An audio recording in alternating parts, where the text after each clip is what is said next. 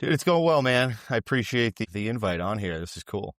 We're just here to chit chat and yeah, I don't know if you listen to any other guests, but just a casual conversation. No pressure on my end. I actually hosted a podcast for a little bit, a powerlifting one up here in Maine for a couple of years, and it'd be the same thing. People would get all, tense, and it's like, dude, we're just talking. And most people after the first 5 or so minutes, or once they get used to hearing themselves in the headphones, um, tend to calm down and chill out. But no, man, I'm looking forward to the conversation. I will admit I have not listened to any of your other podcasts, but I've been following you on LinkedIn for a while, That, quite some time. So that's totally fine. I make the podcast not expecting anybody to listen, which is crazy to some people, but it's almost like what you kind of have to do, because if you think about it, how many podcasts are out there and how many videos are out there and how much attention is out there, it's like, do I really deserve somebody to take an hour out of their day to listen to me ramble about boilers?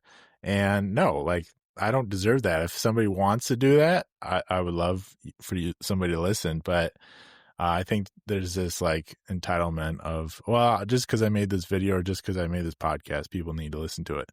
Doesn't make it valuable. But I try to make these as valuable as possible. And I also, early on in the podcast, I've stated multiple times that I started this podcast to get better at communication. And if people listen to it, great. If people don't listen to it, great too. Like, the outcome, I can't change. I'm not Joe Rogan. I can't put millions of dollars behind this thing. Like, I don't care that much.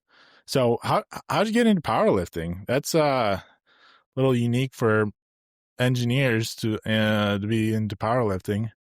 it is for sure. There was a period of time where I thought that I wanted to be the strongest powerlifting engineer there is, and then I found out there's a guy named Blaine Sumner who's literally one of the best in the world, and he's a chemical engineer. He squatted like 1100, bench in the 800s. But I got into powerlifting and engineering about the same time, and that was college. I had zero background in either of them until I got to the University of Maine. The weightlifting I was in the dorm room across from the rec center. So I saw everybody going in and out. And, obviously with that, there are some, attractive females. So me and my buddy were like, we should probably hit the gym. And I remember going down there, and I'd never been in a weight room before other than, what was mandatory in gym class, to do a lat pull down and do some pull ups, leg press, whatever.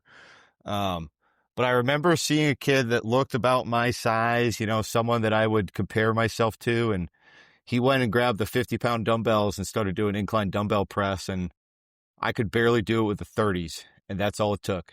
I got so many Matt Week jokes when I was a kid, that it was like, all right, this is the time. So that pretty much just lit a fire under my ass. And I, been lifting ever since. I didn't get into powerlifting until I was out of college, actually got into the competition side of things. But for me, it was always just get stronger. If I can lift heavier dumbbells than the next guy, then I'm doing good. And basically strength is the goal. Everything else is a byproduct of it. But and not to go on too much of a tangent, but there's such an insane analogy between lifting weights and running a business or really doing anything in your life, as far as or creating a podcast, right? It's showing up when you don't want to show up, doing the work when you don't want to do the work, and basically, compounding that over time. You could make an analogy with investing. You could make an analogy with, your professional life. Yeah, the gym has just kind of been for the last, 20 or so years of my life, just kind of a huge part of the foundation of what I do. Yeah, that's a big thing. Fitness is one of the few things that you cannot buy. You can use money to help you, but if you could buy fitness, you would see all the Hollywood celebrities have six packs, but you'll see like somebody like Chris Pratt get a six pack for a movie, and then 3 months later he'll have a beer gut. So it's like, well, they have all the money in the world. They have chefs, they have trainers, but if they don't have the discipline and the routine, Like it doesn't stick with you. In powerlifting, yeah, it's something you can't just say, I'm going to be a power lifter. And then next week you spend 50 grand and you're a world championship power lifter. No, you're competing against people who've lifted weights in their basement that's unheated or super hot in the summer and done that for 10 years. And then, yeah, that's like, it just takes grit. Same thing with business. You own your own business, but I want to go back to the college thing. Yeah. Cause college is a hot topic these days. When you went to high school or, when you were a sophomore, junior, was not going to college ever a question or was it just automatic? I have to go to college. Well, I think because I graduated high school 2009. I think at that time it was kind of like just expected unless you were planning to go into the military or you were in vocational school already and were planning to like roll into a trade. Um, I was not a good student though, by any stretch of the imagination. There were definitely times I worked at a lobster pound when I was growing up, and I made really good money because I live in Maine and it's the biggest industry we have. I knew the owners of the company, and there was me and another young guy that worked there, and they wanted us to take over the company. So when we told them we were going to college, you kind of get and they were completely bootstrapped, like they've got their GEDs and worked up to the lobster pound that I worked at was the biggest exporter of Maine lobsters to China for a long period of time. So they had bootstrapped themselves up to, multimillionaires, and they were kind of like, oh, you guys are going to be the college kids, too good for us. But when I applied, because I was so bad in high school, I basically only got accepted into the University of Maine, and I'm really glad that I did. But I applied to UMaine Orono, um, Champlain College in Vermont, and then I can't remember the name of it, but I actually applied to a photography school. Photography was like I don't want to say a passion, but a hobby of mine, and I was trying to think of other cool things I could do with my life, but only got accepted into University of Maine. They'll basically accept anybody that can fog a mirror and graduate high school. But I got accepted in. Basically, I was in the foundations program or something like that, which is a nice way to say academic probation off the bat. Um, and I remember, I'm going to maybe anticipate your next question on why engineering, because I didn't know what engineering was until probably 2 years into studying engineering. But I remember being again at UMaine early on in in the early fall. Campus is beautiful. And there were these guys and gals on these like crazy homemade bicycles. Like it was like an elliptical bicycle and like almost like a pump bicycle like you'd see on like a train track. And I was like, what is this? This is interesting. And somebody goes, that's the mechanical engineering school. So I went to my advisor and told him I either wanted to do parks and recreation with the goal of the parks and rec major, you can be a game warden. So that seemed pretty cool. Again, kind of stemming off of the lobster side of the industry. I worked with game wardens often. Um, Finance, which I don't know why I picked that one. And then the third one was mechanical engineering. And when I said that, he almost stopped me short and was like, look, man, nobody has ever started in foundations and graduated with any engineering degree, never mind mechanical. And that was all I needed to hear. It's challenge accepted. Yeah, that's I always tell people don't join the engineering program because of all the women that are there because No, you'll there was be definitely, it is funny because the same, four, maybe six chicks that were in the mechanical engineering program. I mean, by the time you're at the end of the program, you're pretty tight with everybody because there's, it starts off with 100 and it kind of ends with 30 or so people. And you basically have all of your core classes with them. a lot of people hate on college just because it's easy to hate on and it's a binary conversation, but it's really how do we get education as Americans, and college is still the easiest, safest path. Even if you're like, I'm going to be 75 grand in debt at the end of it, that doesn't matter when you're 17 or 18 looking around at all your friends. They're all going to college and 75 grand in debt is 4 years away. You're like, like what is like, that doesn't mean anything. It's right now is when I'm making the decision. And that's where I think a lot of the trades They just think it's this just easy thing to just make a decision, but like it's kind of hard to get into the trades unless you know somebody that's already in it, and then there's a lot of companies that don't treat their workers very well. So like college is very, I think a lot of the tradespeople hate on it, but once again, it is necessary, especially for engineering. So you got mechanical engineering degree, Yep. and then did you have an internship or like, so like mechanical engineering is basically like, that's a super general, like there's not like I go into this sector or that sector. Like you could basically do anything with that. Like how did you get into mechanical, like HVAC systems? For sure. So I had one internship during college that was at a manufacturing facility. And that experience alone was enough to let me know that that is not what I want to do. Spending all summer working on SolidWorks, working on a part that was literally, that would fit in the palm of your hand. They were a RF radio frequency waveguide company, so it's super niche. I couldn't explain what I was doing to any of my friends or anything like that. That internship was the first job I ever had in the teens, dollars per hour. 1475. I'll never forget that. I thought I was killing it I think I was a junior in college. I did a victory lap. So I did 5 years because I started off in academic probation. But I went to the job fair at the University of Maine, and I bumped into these guys at Harriman Associates. Harriman's a huge, I think it's the oldest architecture and engineering firm in the state of Maine, one of the oldest in the country. It's over 150 years old. Met these two guys, John Tarr, who was an electrical engineer, and Rick Miles, who was the head of the mechanical department. Shook their hands, told them, my quick story. And, this was the last semester of my senior year.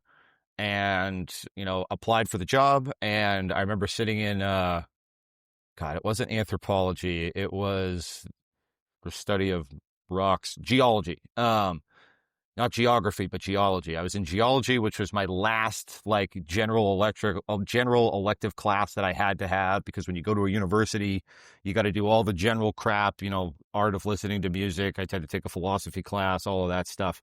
And I was sitting in that class, and I got the offer letter from Harriman Associates. I'm pretty sure that it was about $54,000 a year, which I was ecstatic for. And it went from there. But I remember, on day one, trying to size ductwork based on velocity and calculating it out by hand. And they go, no, here's a ductilator. What the hell are you doing? And, so that's where it started. I didn't really have much of a background in HVAC. I knew what CFM and GPM were from my fluid mechanics and my heat transfer classes and stuff. But to me, most of what they teach you in engineering college is the super foundation, obviously, of how everything else works. So you're learning about the refrigeration cycles and, steam turbines, where a turbine is just a box with a T in it. The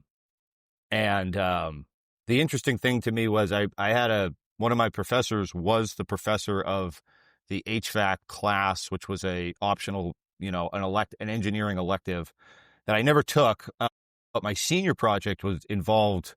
It was actually, we added a subcooling coil to a heat pump, like just a regular wall hung heat pump. We, cut into the circuit, or to the piping system, put another microchannel coil with a fan on it. So I had like a little bit of kind of experience on that side of things, working with this guy, Jim Lebrec, who is basically could be described as a mad scientist. He just recently invented what the hell is it? It's a cooling system for supermarket refrigeration that these package systems, I can't remember the gist of it. I don't do much like that, but he was kind of our mentor or, guide or whatever for this. And he took us into a mechanical room in Boardman Hall, which was the big engineering, lecture hall area at UMaine. And I remember him asking the professor, "What's that? What's that?" Pointing at a pump, pointing at a chiller, pointing at an air compressor. And the professor didn't know anything. And that was extremely shocking to me. It's like, well, these guys know it in principle, but you take them into the field, which is literally 2 stories above them, and one, they couldn't care less, and two, they were kind of clueless about it. Um, but so yeah, that's how I got into HVAC. My first job was at Harriman Associates, and my first ever project was a boiler job too. So that was very cool. Kind of ignited the passion for hydronics and boiler systems. But there was a apartment or a housing complex on site at University of New Hampshire that they were planning to demo in the next 10 years or so. So we had to decouple it from their central system and put in 2 dedicated boilers. It was not a straightforward project at all, but it was great because it was, it had primary, secondary, tertiary pumping in it. And of course it's in a basement with no as-built or real plans. We were literally put a piece of tape on one piece of the pipe, put a piece of tape on the other piece of pipe, and just trace it out. It took what seemed like, ages to get that system correct. But yeah, that was my very first job at the University of New Hampshire, first project. You said a lot there, but I want to go back and emphasize one of the biggest things I heard, Yeah. if I heard this correctly, is you got into HVAC industry because of a job fair and a handshake. Is that Yep. correct? That's 100% correct.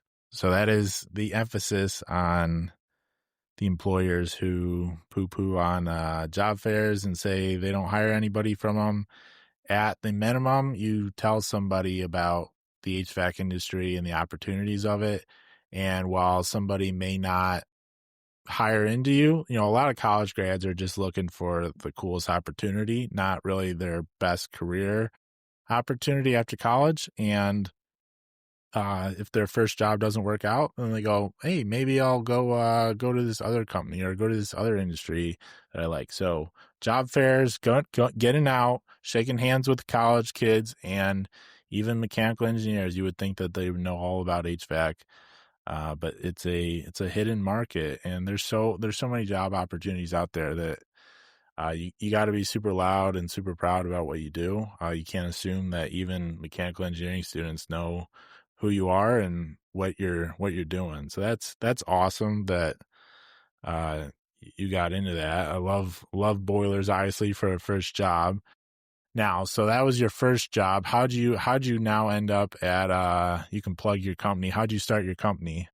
Sure. So this is a bit of a long-winded story here, but so I was at Harriman Associates for about 6 years. Easily the best boss that I have ever had throughout my entire working career was there, Dave Story. He taught me a ton. But when COVID hit, we were an A&E firm, so under one roof, and there was a lot of kind of magic to that where I'd work up my plans for the boiler room, go hit the electrical guys, go hit the structural guys, go to the architect, and just work my way around the office. And that's how you would coordinate a project. COVID hit, and it completely screwed everything up because now every one of those, what would be a tap on the shoulder, 5-minute conversation, we've got 460 volt, 50 horsepower pumps. We're going to put a 24-inch hole here-ish. Let me know if we got to move it. And, we tell the architect we got to make the doors bigger and the boiler room bigger, which they always love. But COVID hit and things got weird in the company. The president retired, who was also a mechanical engineer. And I wanted to be a little bit closer to where the rubber hit the road. So I left and started working for a mom and pop's HVAC shop, HVAC services out of Westbrook, Maine. The owner of the company's nickname is Rooftop Robbie. I think I did 80 rooftops in 1 year with them. They were there. They also had a sheet metal shop, and we would just blow the doors off the competition. So this was also my first taste of business where I'm actually assisting in not only designing the projects, but, getting the projects. And it was not it kind of set me up for, my next jump was tough because I don't think I ever lost a project unless I never lost to anybody else. Sometimes the jobs would just fizzle out or people wouldn't really have the money that they said they did. But it was an amazing place to work with. They helped start my they were my first customer when I started my business, which I'll get to. But I worked with them for about 2 years. Again, it was an absolutely killer company to work for, but the engineering was so light. It just wasn't that stimulating. And I basically had this thought of, I could sit in my office and draw rectangles and single line ductwork and make $100,000 a year and be pretty comfortable, but I just wanted a little bit more. So I jumped into sales, and was the Cleaver Brooks rep in Maine for another 2 years, working for Blake Thermal. I was hired and they were like, this is the nerd that's not going to be able to sell anything. And when I left, I was number 2 in the company. I sold tons and tons of the Clearfire condensing boilers. I had a couple $1 million POs, which was awesome. I sold a big system to Pratt & Whitney, a couple of hospitals. I did get my first 6 months. I sold a 600 PSI water tube boiler for a process up in northern Maine, which was very cool. It was Cleaver Brooks basically gave me a extra discount so I could win the project, a better multiplier. And when I told the guy I got it, he couldn't believe it because, I had been there 6 months and I'm tracking him down. He's like, yeah, whatever. Go in at, a 0.6 instead of a 0.7. And I'm like, hey, I got it. And they were like, holy crap.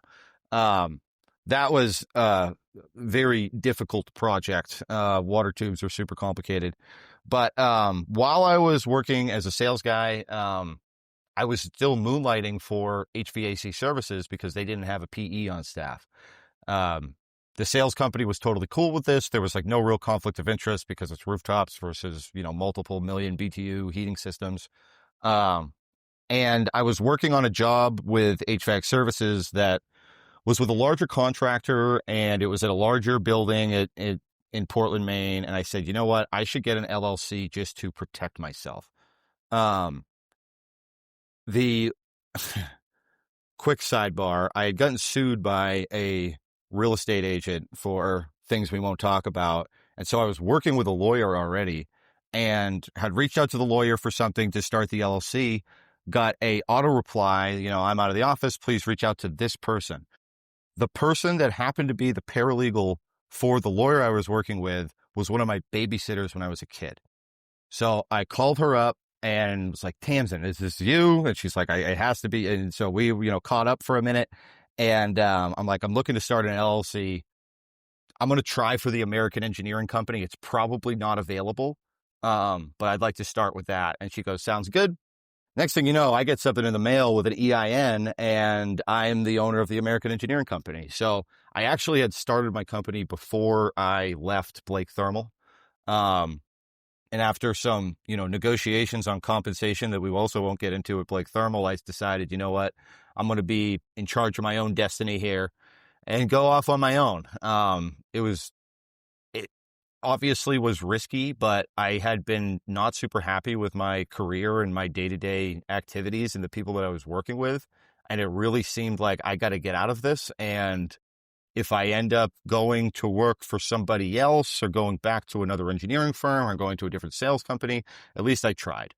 I won't look back and think, what would have happened if I had started the American Engineering Company? So I gave it a go, and yeah, that was like 19 months ago, and I've been rocking and rolling ever since. Yeah, I'm surprised you got that. The American Engineering Company, that's like it's like a 1880s engineering company name. Like everything used to be like American Bench, the American Car Factory. And when I saw the name, I was like, how? Like, I know this guy hasn't had this for hundreds of years. Like, how is that name not taken? Dude, that was like the first joke. And I had one of my buddies who is a lifter and a HVAC technician. His girlfriend does graphic design, and she whipped up this logo, which people love, the American Engineering logo. It's kind of like the classical American style. It's kind of timeless. But no, dude, I got super lucky on that. I wanted to start with an A, and I didn't want anything of my name or last name in there because I've heard that's just bad luck. So yeah, I went with the American Engineering Company, and I got it, which again, I think that there is like the American Engineering Consultants and there's a couple that are really close. I think there's also just American Engineers Incorporated, but I got the American Engineering Company. So it's, minor, but I got it. And that's if you want to look it up, americanengineering.co, co. Yes, and that Correct. was one of my. I decided, I had to kind of make a quick decision. Do you want, the AmericanEngineeringCompany.com or AmericanEngineering.co? And I'm like, that's a little bit more eloquent. But every single time I email somebody or give my email to somebody for the first time, it's .co. It's not .com. Somebody else has AmericanEngineering.com. And if there's a Matt at AmericanEngineering.com, they've got a lot of emails that were supposed to go to me. But yes, thank you for the plug. Yeah, AmericanEngineering.co is my website, and not a ton of information on there, to be completely honest. There is a way to get a hold of me. Definitely the best way to get a hold of me is the way that you got a hold of me, which is through LinkedIn. Yeah. So going back to starting a business. So, yeah, you basically mentioned basically the worst case scenario, and you realize it is, if I fail, I just tuck my tail between my legs and just go get another job. Like, Right. that's not actually that bad of a worst case scenario of like starting your own company, but also starting your own company. There's a lot of glamorization. I did it a couple years ago, but there's a lot of glamorization around it right now.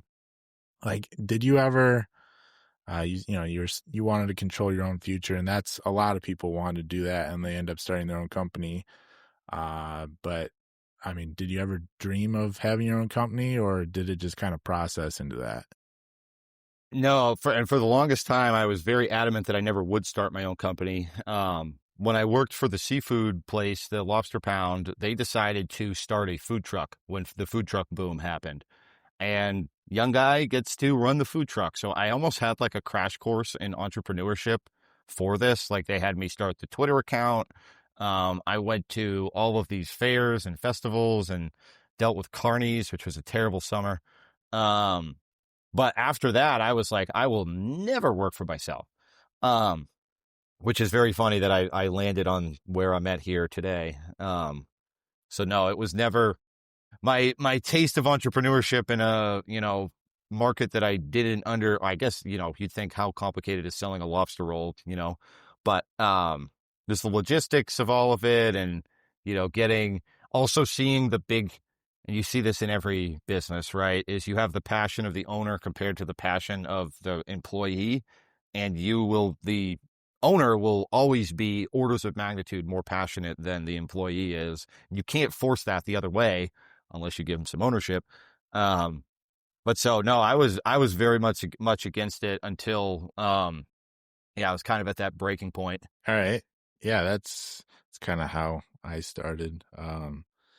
I got some wise advice from somebody else that basically says, until you're thinking about it every night for 3 months, don't start your own company.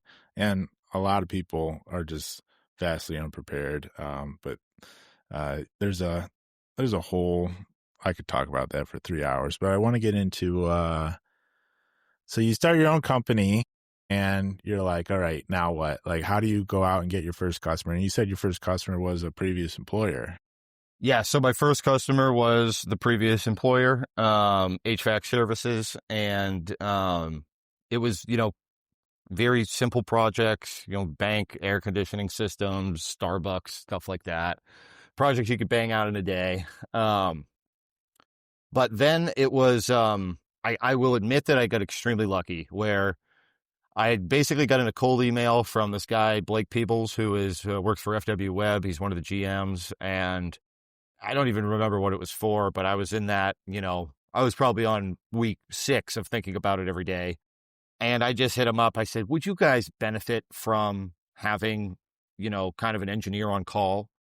And he goes, absolutely, we would. And I have a friend of mine who just started his own construction company that also could benefit from it. So I went from 1 customer to 3 customers in 1 LinkedIn DM, which was incredible. And so FW Web, who is a distributor, ended up being, I have Retainer what I call a retainer, but it's basically a flat rate recurring engineering fee to help them develop projects, which then turn into the larger jobs. So FW Web was the first company I had on the hook for one of those. And then the other company was my buddy Steve Adams. And it's funny because I'm, great friends with these guys now. He had started he was a former customer of mine at Johnson and Jordan, which is the biggest mechanical contractor in the state of Maine. And they decided that they weren't going to do government work anymore because of the pay cycles. And if you've ever worked for the government, you know why you wouldn't want to do it. But it was kind of my buddy Steve's baby. He had grown that business. And he said, I'd like to continue this. Would there be any grievances if I basically took those clients? And they said no. So he broke off, started Facility Services USA. And he was the first person to ever pay me. And he was extremely generous about it because I had worked up a, you know, proposal to do a design of a rooftop unit system for a police station at a VA hospital. And I sent him the proposal, and he goes, "You got to get paid, right? You send me an invoice." I haven't done anything yet. So I was very lucky to have some, generous people that were also kind of bootstrapping their own businesses, and we've helped each other out. And he's somebody that I've done a ton of business with, and I'm looking at, other business ventures with. I forgot what the original question was, and now I think I'm rambling. I'm sorry. No, I don't. I have no idea what it was. Basically, talking about first customers. So, Well, yes, and getting those first customers, right? So, at the very beginning, I was coming off of the sales role, and I almost my weeks didn't change, but I went from selling Cleaver Brooks to selling my own services. So I'm calling the same people. I've got the same phone number, which was super helpful, so people knew who I was. But I just traded myself like a sales guy, just selling engineering instead of selling, boilers and steam traps and venting and stuff. But my whole pitch was to mechanical contractors. I started with mechanical contractors who didn't have on-staff PEs and basically told them, like, look, instead of paying $100,000 a year and giving me 4 weeks of vacation and a comprehensive healthcare package, just call me when you need me. I'll get paid more than another engineer would, and it will cost you less money. So that was kind of my grand slam offer for them. And it worked out great. I mean, I had, I think it was I could tell you, proposal number 3 was for an 800 horsepower high pressure steam boiler plant, from an existing customer that I had been working with. So, yeah, I had a whole bunch of $1,000 proposals, $5,000 proposals. And I think that I think they still got a killer deal on this, but I did their whole steam plant design for $27,000, and that was my biggest PO by a long shot at that point, obviously. So yeah, that's how it started, man. I just treated like any other sales business. You call people, you qualify them, and you make them an offer. one of the hardest things about business is not selling out of your own pocket. So when you're sending a $27,000 PO, you're like, oh man, like, shoot. But then there's firms out there that'll send 75 grand, bills or whatever. And they're like, oh, like 75 grand, we run through that in like 3 hours. That's our overhead. And you're like, man, look at all this. Like that's so much work for me. But it's a hard thing to overcome as a business owner, because you know exactly like what you're making or not making from it. And you're like, oh man, am I ripping them off or whatnot? But I listened to a podcast of a guy, you made a reference, you may know him, Alex Hormozy. Yeah. And he was talking about how Verizon charges people $80 a month for a service that costs them about a penny. And, that's really changed my perspective of services, of like, a lot of people will say like, oh, it's what my cost is plus 10 or 20%. And you end up with a cash strapped company, and you can never grow because one bad event or one little bump in the road and you're out of cash, and cash is oxygen for any startup. So you gotta price your services versus you price them for the actual problem that they solve and not what it actually costs you, because it's, essentially like your labor's free. If you spend an hour on a computer doing a design or something, nobody comes and says, all right, give me $100, give me $100. But Right. at the end of the day, like, you still have bills to pay and you use some overhead, but your engineering services, you can do it cheaper. And I like how you said that. And I think like, we're kind of more fractionalizing in the American economy, in that instead of a company hiring an engineer for $100,000, and I would say that even $100,000, you're probably getting a bad engineer. Like Right. a Entry good level at mechanical that point. engineer, you're looking at even 150 plus benefits. You're easy in the 200 range of full compensation, and all that time off. And if you're not utilizing them like at 100%, then it's just tons of overhead sitting on staff that's dragging down the whole company. Whereas they can call you and say, hey, we need an engineer on demand, and get the engineering services that are reliable. Hopefully you do good work. And then, yeah, it costs a bigger percentage of the actual work. But in the long run, unless they get to 100% utilization of you, in the long run, it saves them money. So while they may only spend 40 grand on engineering, and that would have cost them 20 grand if they were to just hire somebody, they would have had to make up the extra and get to that full salary of 150 to 200 grand. So it totally makes sense. And I think there's a lot of top heavy companies out there right now in the mechanical space that, that's why it's so easy for like a HVAC service technician to kind of go out on their own. Not that it's easy. I want to say, like, it is very difficult. Like, being good at fixing boilers or fixing rooftop units is very different than being good at running a business. But they essentially are the business, but they're going out and fixing a rooftop. You're paying for Jody as the secretary and the project manager and the company owner and all that overhead. Right. And The then, dispatcher, the truck, and everything else. yeah, so, the company's charging $230 an hour for you to go out there, and then they pay you 40, and they act like they're giving you a mansion when they're paying you 40. And you're like, man, where's all this extra money going? And it's going to all that overhead, to profit, for all the mistakes. Like, I understand, like, you got to make money and everything, but like, there is so much benefit when you're not having 100% utilization for services like that. And like, you got your couple first jobs. Is that an avenue? Is that like your main offer of, uh, bring me in when you need an engineer? I can be available. Essentially you just have an expert on-call engineer. Is that what your main core offer is? That I would say yes. I also went around and reached out to some people that I knew at like really large engineering firms, and basically just said, any of your overflow work, if you have a small project for a big client, that, you still got to do and execute in a timely manner, I'd love to help you guys out. I've gotten some good work from that. Um, I've, I also, and this is unique, because my phone number never changed when I went from sales to owning my own company, and I would have people reaching out to me talking about quotes from the past or whatever it may be. And I got a call on a Thursday night from a fabricator that I do a ton of work with, and he was absolutely panicked.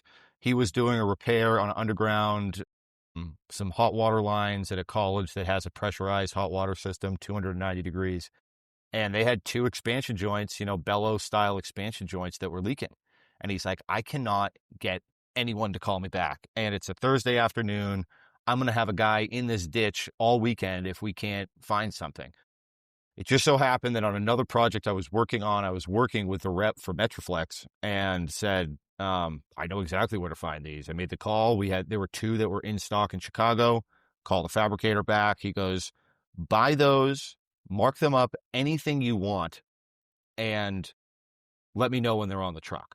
So I think it was $9,000 cost. I sold it to him for like $13,500. And he goes, yep, sounds good. Release it. Put it on a truck. So I'm fired up because I just made $4,000 in 45 minutes.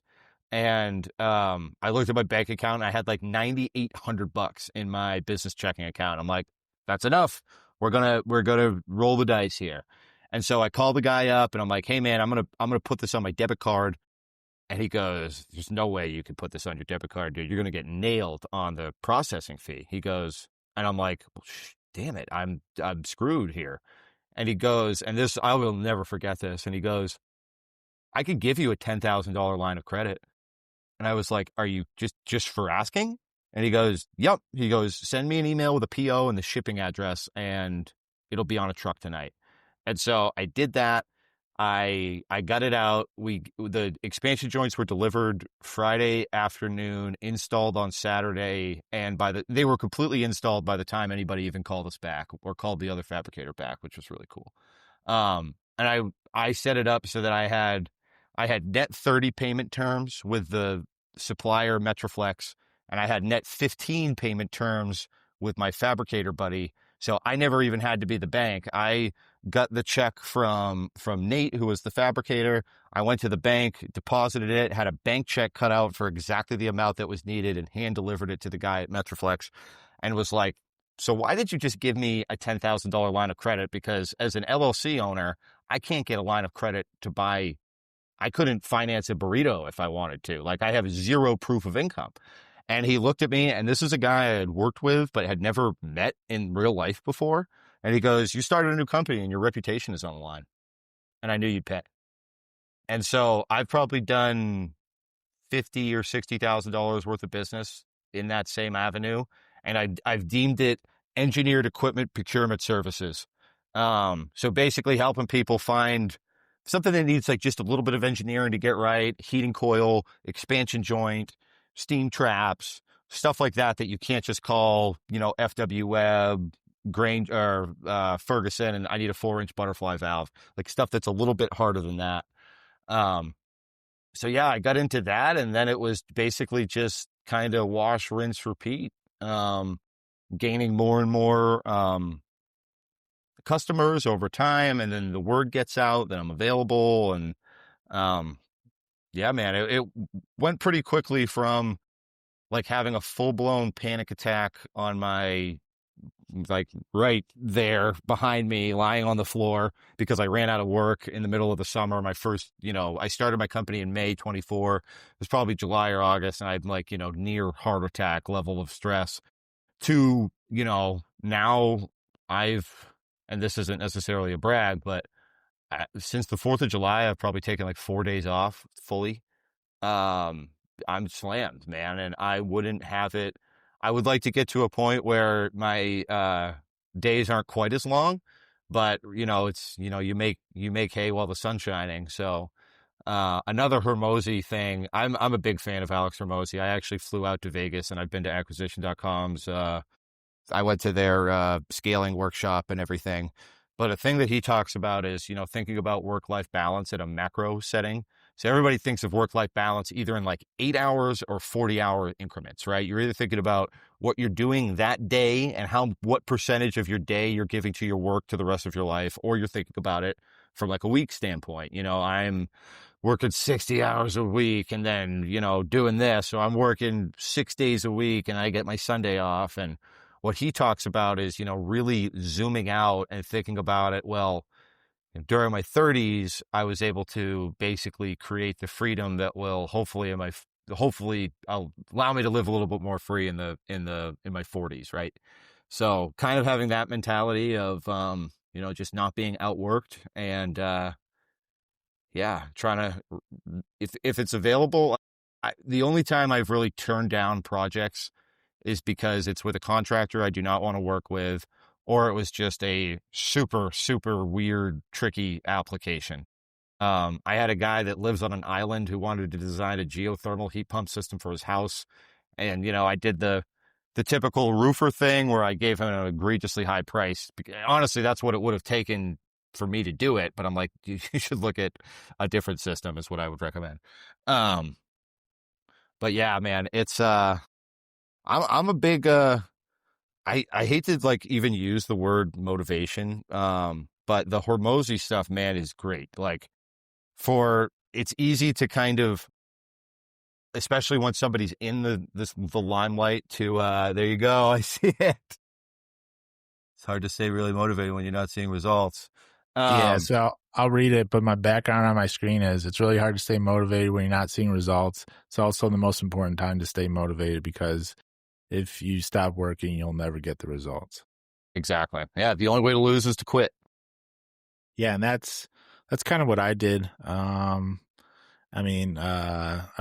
you married at all? I am. Kids? Yep. Yep. Married, no kids yet. Wife and I are working on it. My wife is working from home next office over, All right. which is So why I've got all my doors closed because I talk loud and I'm on the phone all the time. that's actually that can also be a superpower. A lot of people think that once you get married, your life ends and you can't go out and start a business adventure. But I would actually argue that a supportive spouse is a superpower in starting a business adventure. You want somebody that when you're in the ditch of life and stressed out, that they're in the ditch with you, holding your hand. And I mean, Alex Hormozy had that same thing, but it's hard to do that because a lot of people get married and they seek comfort and they say, "Hey, I'm going to quit my job and start a company." And their spouse goes, "Absolutely not. Like, we need the money. Security. We're not going to give up our vacation a year. We have a kid on the way." Like, there's all this stuff that, and it's basically called like golden handcuffs, where you get chained to a job and chained to a lifestyle. And like most Americans live paycheck to paycheck. And that's not because they're not making a ton of money. They just don't spend the money wisely. Like, there are Americans out there that make 400 grand a year and spend 410 grand a year. And they are as broke as somebody who makes 20 grand a year and spends 21,000 a year. Like, it's all about how much money you keep. And yeah, that's the outwork everybody else. That's kind of how I went. I went to college for HVAC engineering technology, not a mechanical engineer, but we started with the ductilator day one in college and was like, "Hey, this is how you design ductwork. This is how you design, pumps. These are pump curves." So it's very mechanical engineering light, but very applicable to HVAC and boilers and everything. But got out of college and just went right into like, "Hey, I'm single, I'm young. If they, I was a technician for a boiler company. And if they offer overtime or, hey, can you work?" It's always a yes. And, I've never heard anybody say, "Oh man, I've got so much money.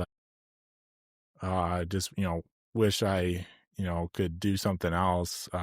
But, the money's the limiting factor. But most people, it's they don't have the opportunity to make more money. A lot of people, work a part-time job or something and say, "Oh, I only was able to work 35 hours this week. If they would offer 10 more hours, I would." So if they kept offering, it's like, "Well, I'll work more." And the amount of stuff I learned with, I did that like 7 years. The amount of stuff I learned in 7 years is more than a lot of people learn in their whole career. Not that I'm special or did anything. It's just when you'd be surprised at how often or how much you can learn when you're dedicated and actually like treat it as a mission of like, "Hey, I'm going to go learn and I'm going to go do this thing." And that's what you got to do when you're starting a company. And I mean, you've probably seen that you probably get a lot of times when you say yes to things and you don't exactly know how to do something, or you're like, "Hey, I need to make a call and, somebody can help me with this," but you say yes and you're like, "Well, I'm going to go figure it out." And Yep. that takes a lot of guts to do that, because a lot of people want to play it safe. Not that there's anything wrong with that, but there's creators and then there's consumers, and creation is very tiring and nothing's guaranteed, which is very, very hard to deal with until you get the snowball effect, and then everybody looks at you and you're like, "Oh, you're so successful. Yeah. You got so Overnight success. It only took 2 years to do it. you got so lucky." Of course, everybody's calling you, but it really goes into, I mean, everything I'm hearing is you had relationships, and I think a lot of people in HVAC on the technician level don't value relationships. because they see short term and, why would I need a relationship? Well, what if you want to get into sales? What if you want to get into something else? And who are you going to call? And relationships are basically how business gets done. Basically how, you'll look and say, why is this company buying from that company? Oh, because the owners golf together. Like, and you can say that's unfair. Oh, I have a better product than them, but that's kind of how relationships work. Like, the world isn't fair. So as far as relationships go, like, do you have a bunch of, and you've kind of mentioned it, that of like other very low employee or single owner companies that you use as a network to try to like help each other, as far as like, hey, I know you're doing this, I'm going to use you, or, you're also an engineer, I'm going to refer you. Is that kind of happening? Definitely. There seems to be like a trend in the micro firm. I think lots of, the micro firm kind of boom. I think a lot of people are going into it. Very early on, the first people that I was partnering with was plumbing engineers. I'm working for these mechanical contractors, and they're not bidding just the mechanical. They want to do the plumbing also. I hate plumbing systems. I have no interest in designing them. It's nuanced. It's every time I open up the UPC website with the noise of the page flipping, it absolutely just burns my insides. But I had a project. It was condo condo building, apartment building, something like that. I'd given the engineer, the contractor, a quote for $8,000 to do a VRF system. And he sends me back a PO for 16 grand and goes, "You're doing the plumbing system also." And so I found a plumbing designer, and it was a guy that I used to work with and, met through ASHRAE. ASHRAE is an important thing to mention because it is kind of a pain in the butt to go to a bar, to whatever, after work and deal with more people that you work with or in your network. Like usually the last thing you want to do when you get out of work is deal with more people that you work with. But the networking power of ASHRAE is huge because it's almost like for lack of a better term, a good old boys club. Like if when you see people at the ASHRAE meetings and you've had a couple drinks with them and you've shared your war stories or whatever, you're just like, you've broken the first barrier of trust, like you're not a stranger to these people. So that was huge. And then obviously just made tons of contacts, when I was in sales, which was the majority of like I had developed some relationships with other engineers and definitely reps when I was, working for a contractor and working at my first company. But the Rolodex of contractors really was generated from when I was in sales. And it was worth its weight in gold. I still have a list that I wrote, I think I made it in 2020, of every engineer and contractor broken down by Maine, New Hampshire, and Vermont, which was like my main sales territory. I should have mentioned this too, but equipment reps have been a major source of opportunities, because they have people that are going to them and say, "I got to replace this condensate receiver," and the rep is like, "We've replaced this condensate receiver 4 times this year. Do you think we should maybe look at what's causing the condensate receiver to fail?" And I've got an engineer that could do it, and a lot of times too, I'll send the PO I'll have my contract with the rep rather than with the end user. It kind of protects me for getting paid. But the relationship stuff, man, as you know, like it takes a long time. And and this is going to sound like corny and almost like not useful information, but the best thing you can do is just the right thing. And sometimes that's telling people, "I don't know what to do. I don't know how to solve this problem. We'll figure it out, but I don't know what it is." Telling people, when I was selling boilers, it was, we're in the electrification world and people are reaching out to me for 300 kW electric boilers. And I'm like, guys, are you trying to save energy or are you trying to pat yourself on the back here? And just having those really honest conversations with people, doing the right thing over time, because I think then people will realize like he's not just in it for the income. And I think obviously in the grand scheme of things, like it feels better doing the right thing always, obviously, than it does like getting big checks is awesome. Don't get me wrong. But when you can like truly help somebody out and solve the problem, and especially when it was like a long existing problem, that's one of the best rewards. You know, we live in a thankless world. Like nobody says, Eric, you did the perfect job cleaning that boiler and punching those tubes. It's exactly how it's supposed to be done.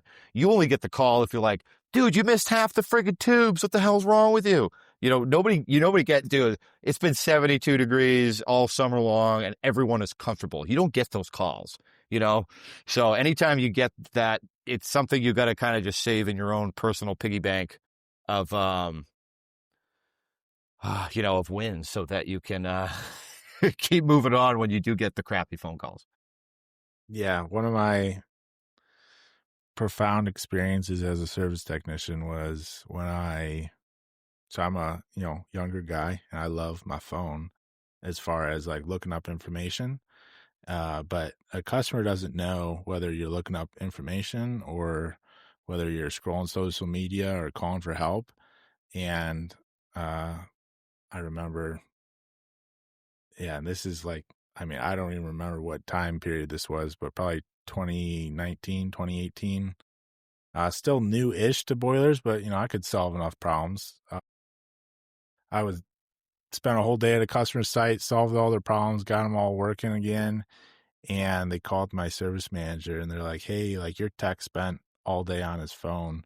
Like you're overcharging me. Like I want to, like he wasted a ton of time on his phone. And what I was doing on my phone was looking up manuals, making sure I was doing everything correctly. I was working on a controller that I wasn't familiar with. So looking at all the menu options and doing everything. And so I always had my phone open with me while I was doing work, but it wasn't like I was like, just sitting on my phone for like 45 minutes and then like, oh, like, yeah, I got to get back to work. But every time they'd come past, I had my phone in my hand. And that's all they remembered was not that I fixed all their problems. It was, well, he was here for 8 hours, but I saw his phone in his hand. So he must have been wasting time. And, and it's all about perception at that point of the customer saw me as a technician wasting time on the clock, billing at whatever rate with my phone in my hand. And I saw myself being resourceful instead of saying, hey, I don't know, I can't figure this out, we're not doing it correctly. I was being resourceful and looking up manuals and looking up information and fixing their problem. And at the end of the day, the problem got fixed, but they didn't care that the problem got fixed. They only cared because they thought it could have been done faster or, whatever perception. Well, he just spent all day on his phone. The 3 times they walked past the boiler room and looked in, I had my phone in my hand. So I must have had it all day. And, that's their only perception is the negative. And that I constantly harp about. And writing is a lost art, technical writing. But you can be a superhero. But if you don't tell your customer that you are a superhero, they don't know and they don't care. All they see is a bill. And if the bill in the writing in the bill, you just said engineering services and you send them a $5,000 bill, they're like, all right, what? Like, what did you actually do? Yeah. But, a lot of techs will argue, or anybody that like, well, I fixed the problem. Why does it matter? Well, it's all about perception. Kelly in accounting is 5 people removed and they get the bill and they're like $5,000 and they're like, all right, what'd we do? We had a contractor in here and they're trying to make sure that everything's all lined up. And they go to the contractor sends over all the service reports and all the stuff. And they look at it and it says fixed boiler. And they're like, all right, like, yeah. As necessary. Yeah. Yeah. We need some like documentation. And then it's got like $3,000 worth of parts on it. And it's like, okay, like what's going on here? But from the tech's mind, they just think that, oh, well, I fixed everything and did exactly what needed to be done. So like, why should they care what I write or don't write? But it's all about communication and perception. And that's one of the biggest things about perception with engineers is that they don't know what they're doing and they sit in an office all day and can't identify a pump out in the field, even though they design pumps. which you alluded to, and I want to get into. So I'm the opposite of an engineer. I am not. Math is not my thing. So like, first of all, like, what is your core? So like, I'm looking at your website, and the few pictures you have are all of boiler rooms or boiler systems. It looks like a steam system here. Is boilers your thing? I know you work for the Cleaver Rep. Is that like your bread and butter that you enjoy? I would say that it's definitely like if I could wave a magic wand and just do boiler rooms, I would do it because that's where I can really make good money pricing off of value versus pricing off of hourly. I've done so many boiler rooms. I'm very familiar with boilers themselves because I've sold them. Like, I am completely comfortable popping the cover off of a boiler. Controls and the electronics is definitely not my specialty, but when it comes down to the hardware and the heat exchanger and your gas valve and your burner and all that stuff, like, I love knowing about that stuff because when I'm talking to, guys like you, I kind of want I want the technicians to know, like, look, we're solving the same problem together. I can't, if you see me walk in, I tell this to people all the time, like, if you see me walk into a job site with an impact wrench, something is seriously screwed up. And if I saw Mr. Technician trying to read a pump curve, I would think, what the hell's going on here?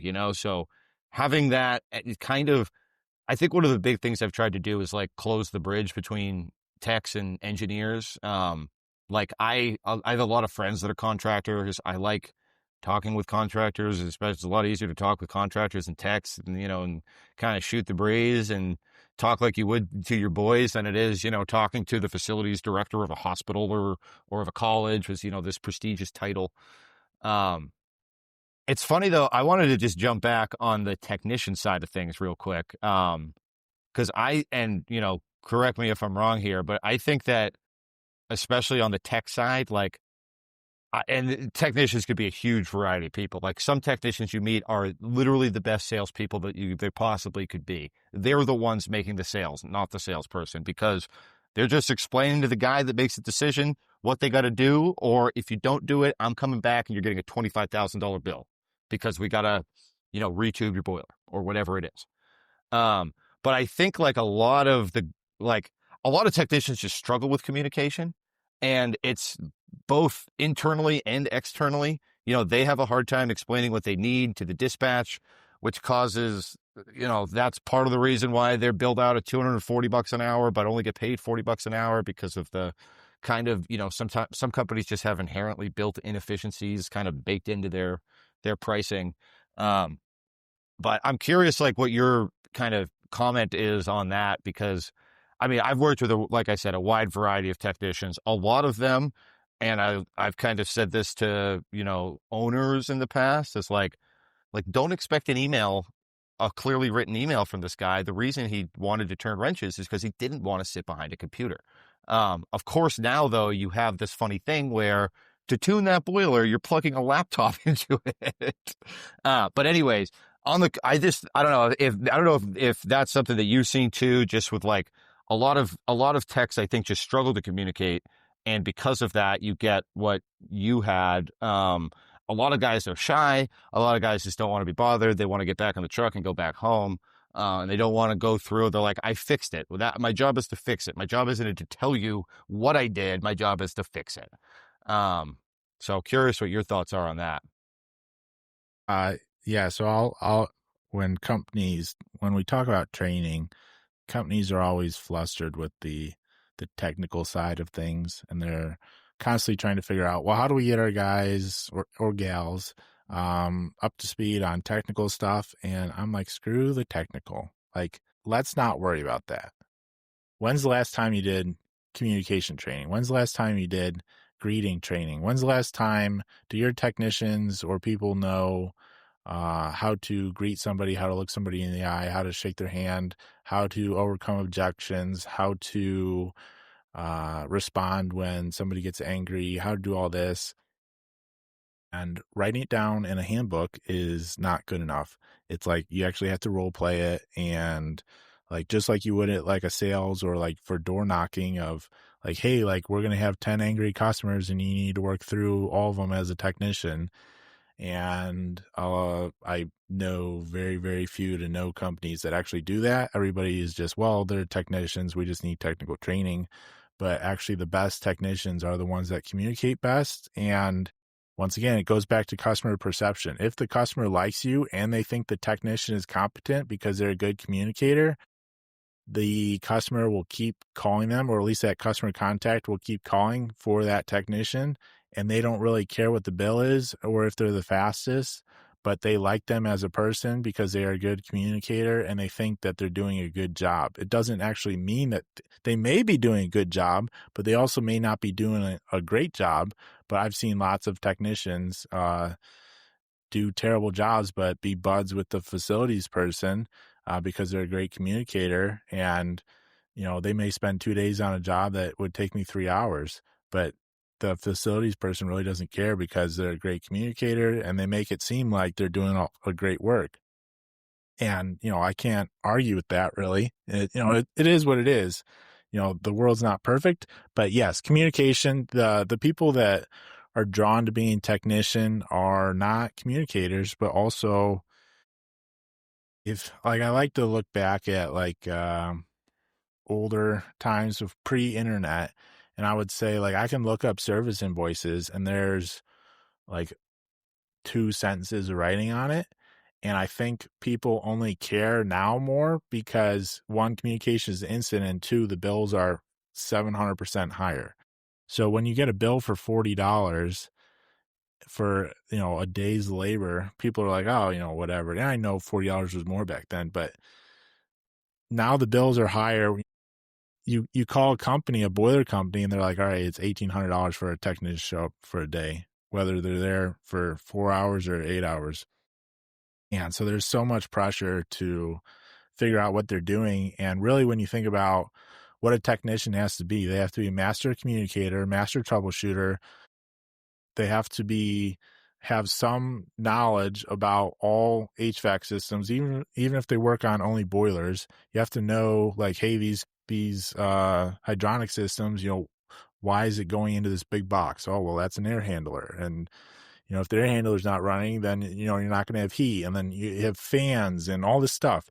So we're expecting experts to be well-rounded and now have great technical ability and communication ability. And then they also probably talk to a facilities manager, people that are pretty high up that probably spend most of their time at a desk talking to similar people at their level and emailing. And then they get this, I don't want to say lowly, but they get the person who may oh, I just turn wrenches for a living, and they come in there and their level of communication is not at that facilities manager level. And, oh, I just turn wrenches, but I just worked there 3 days and now I got a $10,000 bill. It's hard for the technician to imagine that much money as far as their services. They don't self-value themselves enough, and for the amount of communication and how they see their status, because they just see, oh, I just make 80 grand a year or whatever. But the facility is calling you, the company, to send an expert. They see you as an expert, whether you've been on the job a day or 30 years. You're the expert to come in to fix the problem. And I mean, it's a whole range of things, but I would say if you're a company or manager listening to this, screw the technical. That will come. Work on communication. Communication is the fastest. Communication training is the fastest. If you spend 3 weeks on communication training, and that's not just 3 weeks in a row, hey, we're going to work on this consistently over 3 weeks of emails, constant communication, all this stuff, while you guys are working, the payback on that is way more, and you can make up way more ground than, hey, we're going to try to teach a technician about steam and steam temperature and water and condensate and firing rate and combustion and pumps saturation and pump curves and things that they do not care about whatsoever. So, and technicians are expected to be experts. And like, I don't understand. I've only done boilers, burners, and I feel like I know nothing. There are technicians out there that try to do everything, and they do rooftop units, they do air conditioning, then they'll go to chillers, then heating season's here. Now they're working on boilers. And then every manufacturer now has their own special control systems with printed circuit boards and all this stuff and Wi-Fi connectivity and this and that. And you're like, yeah, no wonder technicians don't know anything, because like where is the time to train on all these systems when you have a general mechanical sending out people to just go fix the problem, and they're supposed to be an expert on all things mechanical? Like HVAC as a whole, like those couple letters, like that is billions and billions of dollars of industry that we just expect somebody with a couple weeks of training to just go figure it out. And it's like, this is not an easy job. And there's a reason why there's a technician shortage, and there's a reason why only a few percentage of people are great technicians. And then they say, oh, they could make $100,000. Like $100,000 is that much money anymore. I'm like, there's people that are sitting in an office that just bounce emails all day making $100,000, and they don't know a tenth of what these technicians are expected to know. So like, yeah, but communication training, definitely number one. Things that companies can do day one, and don't assume that your technicians have reading and writing skills and communication skills and know how to greet customers, remember names, what's the follow-up process, what's the closeout process. My biggest thing, I used to do a bunch of boiler startups, and you'll probably know about this. I don't know what your role with sales was, but with a boiler startup, especially hydronics, and you'll know this being in the Northeast, you walk on site and all of a sudden you are the most popular person. Why? Because the mechanical contractor or the general contractor is paying for a temporary heat bill, and they want to use your boilers instead of paying for a temporary heat. And the mechanical gets paid for completion, and the boiler system isn't completed till startup's done. So they are interested in the startup person getting the boilers completed, and then the plumbers did the gas, and they don't get paid till the gas line is done. But and all of a sudden then the controls person is there, and they're needing to control the system. And now you have 4 or 5 contractors of, it's anywhere between 5 people to 15 people. And you just walked on site as a startup person or as a salesperson who does the startups, and you are the most popular person at a project that you probably know nothing of. And you are expected to make those boilers run that day, because they think startup is just, turn on the switch and everything's good to go. Yep, press the big red button. Yeah, and you have to figure out, all right, do we have enough gas? Do we have the right springs in the regulators? Do we have the right pumps? Is the system piped correctly? Was it engineered correctly? Like, do I have the proper flow for my hydronic boiler? All right, like, if we're going to make steam, the steam boiler, hey, we got to do a boil out. Hey, that takes, all day. We're not going to have steam today. Like, but all these contractors are now waiting on the one startup person. And for the hydronic, most hydronic boilers, little package, especially condensing boilers, like the boiler's going to run. Like they're pretty much all the same. It's managing all the contractors and expectations. And when the GC says, hey, when is this system going to be running? When are we going to have heat to the building? You have this little $35 an hour person telling this GC on this $100 million project, like that's a huge, because that GC might send an email, hey, the startup person said we're going to have heat at the end of the day. And now the startup person, the tech, could have been like, I don't know, I just gave him an answer. The first thing that popped in my mind, I don't know, end of the day. And it doesn't end up being the end of the day. Now the GC is like, wait, why don't we have heat? Like, and then it goes through, and like when I was a startup person, I got copied on all these emails with people that I should have not even been involved with. And they're just like, well, the startup tech said this, so it must be true. And it's like, whoa, like I just said this in passing conversation. Like, I didn't mean for this to like outlook over your whole project and for you to like change contractor schedules and do all this. Like I'm just the startup. I'm just trying to figure this out. And yeah, but I don't know if your experiences were like that. Dude, I have so many good startup stories. Because that was always, it was also the final like 25% paycheck sometimes for the boiler itself. So there was a big incentive for me as a sales guy. I never actually did the startups myself because I'm not a licensed gas tech. I wanted to get my gas license because I wanted to be more useful when I was on site. Most of what I was doing was kind of being the conduit of communication between the tech so that the tech could keep working and the general contractor. Like, I'm used to having the conflict talks with GCs. It's the nature of the business. These guys get all worked up or, could potentially get all worked up.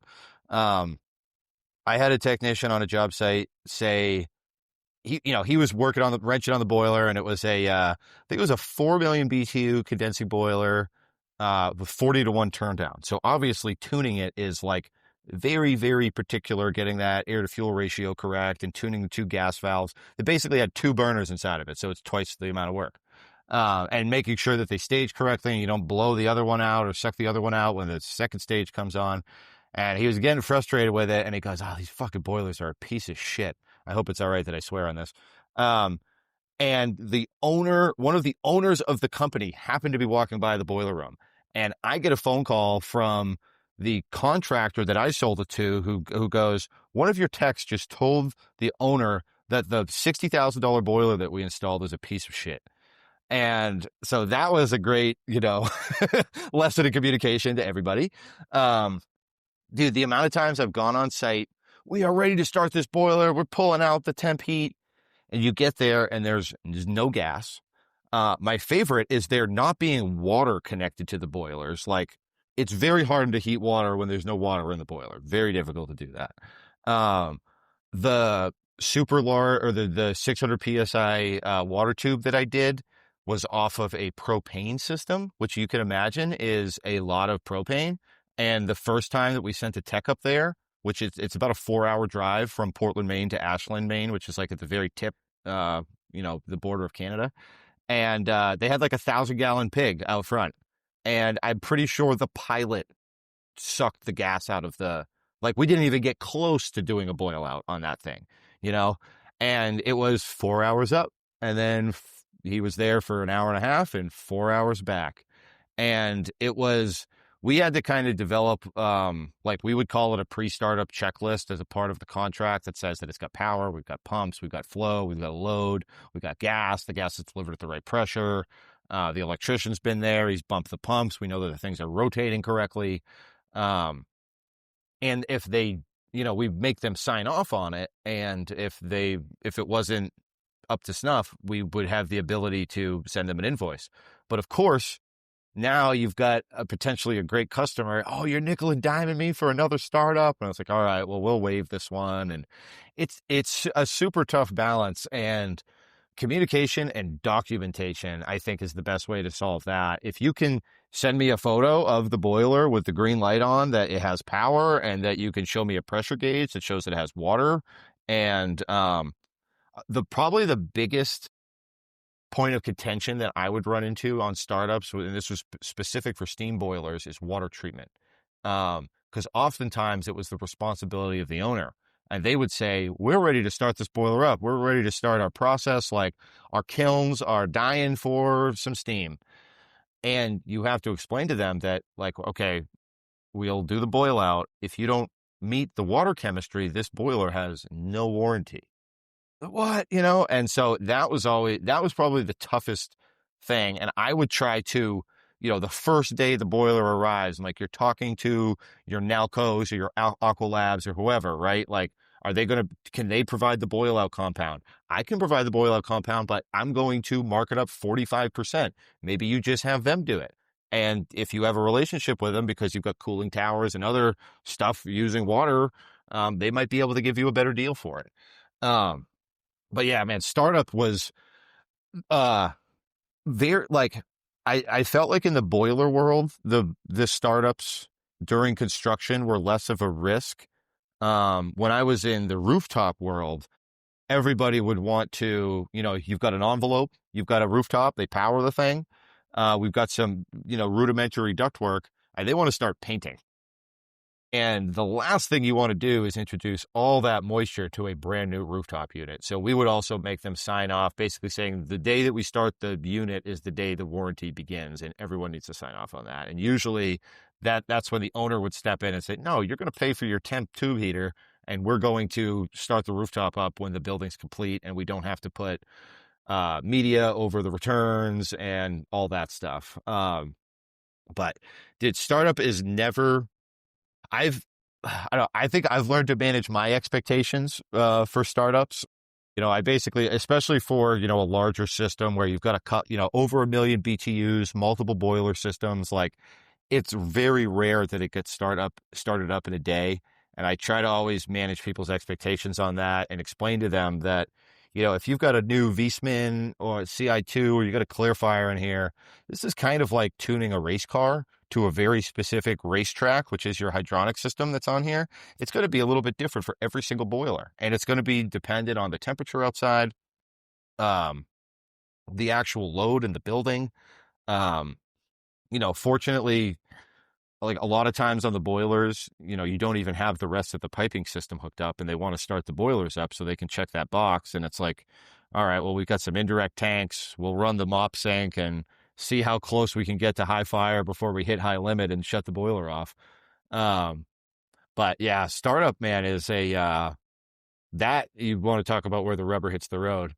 I had another great one too, where I was reaching out to, there was like a big boom in anaerobic digesters a couple years ago. I don't know if it's still like booming, but taking cow poop, heating it up and making clean natural gas with, the fermentation process. And they would heat these tanks, these huge concrete tanks with condensing boilers. And I had a general contractor out of Vermont. He asked me for a price for a 1 million, a 2 million, and a 3 million. So I gave him each one, figured this is going absolutely nowhere. And, reached back out to him and I go, do you figure out which size boiler you guys want? And he goes, yeah, we need 3 1 millions, 2 2 millions, and 4 3 millions. And I was like, this guy just became my best customer in one email. But I sold them, they containerized all of them. I think it was 7 boilers total. And when Cleaver had, they kind of, they like, what's the term? Like saran wrap the boilers for shipment, and they had like over saran wrapped it. And when you released it, it had kind of dented the panels that they undid the saran wrap and all the panels come off. I wasn't told this. So I get on site and I got a ginormous PO from these guys and the boilers have already, been shipped. So I've already been paid for them. And, they're like, you got to put we can't get these panels back on. You're the expert. And again, I'm not like, I can build basic stuff. I can do basic plumbing. I can do basic electrical. I am not a technician by any sense of the word. But on the 3 million BTU boiler, it was like full wingspan of the door. And it was just one of those things where, I kind of messed with it for a while and eventually like set it down, click, second click, put the entire weight of my body into it and it stepped back and everything was connected. And I was like, holy crap, thank God. But so, yeah, I've been in some unique, don't really know what you're signing up for. They basically want me to just go and I would basically make a sales trip. It would be a checkbox in the CRM and it would be the final approval to send a technician up so that we could actually start the things up. So a lot of times that, basically checking on it fell on me and part of my sales responsibility they were expecting us to support the project throughout the entirety of the project, not just get the PO and move on. And now we pass this on to our inside team or whatever. So yeah, startups are, definitely a huge point of contention at times, but it's also like the most exciting. I had an owner or one of my old bosses tell me the 2 days an engineer should avoid being on site is rigging and startup, because that's when you're, again, the most popular guy on site. Yeah, startup is all the sins of everybody are the boiler's fault, because if it's the boiler always that piece of shit boiler doesn't work at all. It's like it has nothing to do with the Takeo base-mounted pumps that were installed in the 50s, does it? The other startup thing that was always missed on the condensing side is so engineers would always show a temperature header sensor and say, BMS, right, for monitoring. Most boilers for Cascade need their own temperature sensor for control. So you missed the well. What do you mean? Who's supposed to install this thing? So that was probably the most popular miss, was the temperature header sensor for the Cascade control, because then again, you got to drain the system. You have to get a welder or a tech back to put the well in. You need to get a controls guy to put it in there, and an electrician to run a conduit so that you can pull the wire, and then you send the technician back. Yeah, that was a popular one that was missed. That and boilers are different, but they'll install draft controls, and then you'll have wires between the boilers and the draft controls, and wires between the boilers talking to each other, and wires between the boilers and the main control panel if they have that. And that's on nobody's prints. And they're like, well, who's responsible for this? And the startup person walks in there and they're like, hey, where are all these wires? Yeah, and here's a big box of trim. Yeah, and everybody goes, that's not on our prints. We didn't know about that. And it constantly falls through the cracks. And yeah, that's I don't know, on the new construction there's so much chaos that I don't know what the answer is for not having stuff fall through the cracks. I've also seen, you said the whole, a lot of people have that pre-startup checklist, but to schedule a tech on site, it may be 4 weeks out. So they say, hey, are we going to have this checklist done by this Monday when the tech will be here? It's not done now, but are we going to have it done in 4 weeks? And everybody says, yeah, we'll have it done. So then they check off the whole list that it's all done and it's going to be done by that Monday. Well, all this stuff goes wrong and it's not done. The tech shows up and it's like, wait, you guys, you said you had gas and they're installing the gas meter at the outside of the building. They're like, oh yeah, they were supposed to have that last week, but they said they'd have it done by noon today. Can you just hang around? And it's we didn't bid this to hang around for extra days. We bid this to get the project for a 2-day startup, not 3 days of engineering services and waiting around and telling you what you did wrong and doing all this stuff. Yeah, you can lose so easily on a startup. But I wanna, since you're an engineer, I want to take this opportunity. So how do we bridge? So engineers, how do we bridge the gap between engineers thinking that they know everything versus engineers consulting, maybe even technicians or somebody else? How do we train engineers specifically? How do you get an engineer to design steam systems well or design HVAC systems well? Because there seems to be a gap, and I don't really know what the gap is. Some people do it well. I've had engineers do stuff that I'm like, this is blatantly wrong. I know this is wrong, but you can't tell them they're wrong. And they're like, no, it worked out on paper. I'm like, no, this does not work, but you have to prove it. But you're just a lowly technician. And, I don't care if the math works. And then they, after tons of emails and calls of why it doesn't work, they're like, oh yeah, it doesn't work. Yeah, let's do that. The first option. But there seems to be this gap between what engineers design versus what actually works a lot of times. And I don't know what the answer is for the education, because engineers, just like technicians, are so overworked that they don't have all this time for education and extracurriculars to learn about all these systems that they're trying to design. What are your thoughts on that? Yeah, so I think for me, and I can obviously speak on what's worked well for me, is I think the biggest thing is getting in the field more. It's super easy to just, I can draw a steam header with a 12-inch steam header with four 4-inch pipes coming in and out in about 30 seconds, right? But when you take the drafter on site and you show him that, look at each one of these welds, and then you yell at a welder, hey, how long did it take you to do this weld for this end cap that's literally just a symbol, like a half a rectangle? Oh, that was, a 35-minute weld. And then you point out, okay, and that's applied at each T, each elbow, each flange. that I think is a big thing for, it's easy for engineers to get desensitized to failing, because they screw up often, and we all screw up often. And if you get too desensitized to it, it's just almost like part of business. But showing somebody that, like, I won't name names, but I had a inside guy at one of my previous companies quote an air separator instead of an air vent. And he put in an email to me, what's the big deal? Like, it's these are pretty close. Like, they kind of do the same thing. And this was for an 8-inch system. You're talking about a $90 part versus a $6,000 ASME vessel that has to be rigged up. So I'm like, let me show you, come on site. And I said, I was like, you see that big yellow, it was a spiral vent. You see that big yellow flange thing up there that looks like it weighs 1,200 pounds? That's the air separator. See that little tiny brass thing on top of it? That's the air vent. And that's why I was pissed that you didn't know what the difference was.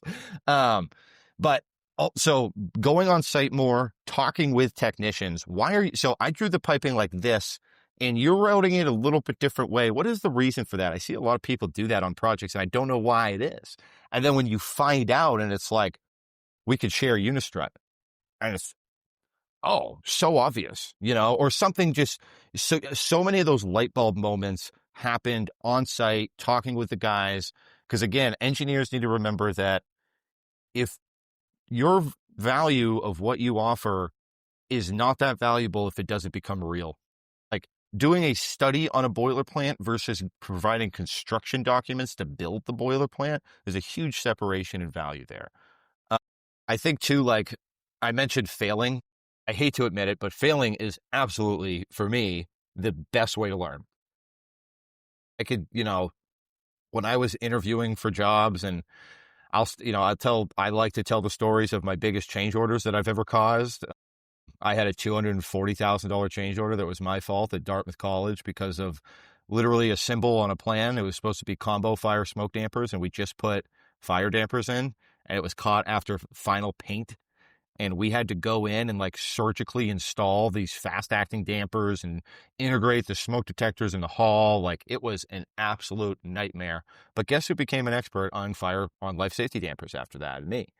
Yeah, I think you really got to, again, like, engineers can't build without your projects are just literally a drawing without the technicians, and you have to realize that.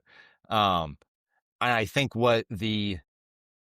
from the opposite side that the technicians need to think of is just engineers are putting lines on paper all day, but that's not like the value of the engineering. It's the decision, it's the decision that we're going to put a 100 PSI relief valve or a 75 PSI relief valve, or that the pump's going to be at 100 feet of head versus 80 feet of head, and the liability associated with that. And when you realize kind of the gravity of that, sometimes it can be pretty staggering, and I think that, engineers don't necessarily think about the headaches that they cause technicians, and technicians don't think about like the headaches that were ahead of creating the plan and why we had to show the stack being 14 feet off the roof instead of 6 feet off the roof because we thought that we might be close to an air intake or whatever it may be.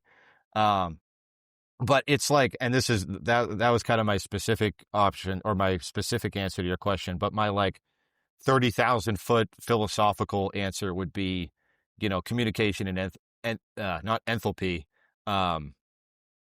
What the hell am I trying to say here? What's the word? Not enthalpy, but it's the, you know what I'm trying to say. What's the word? Yeah. Empathy. Empathy.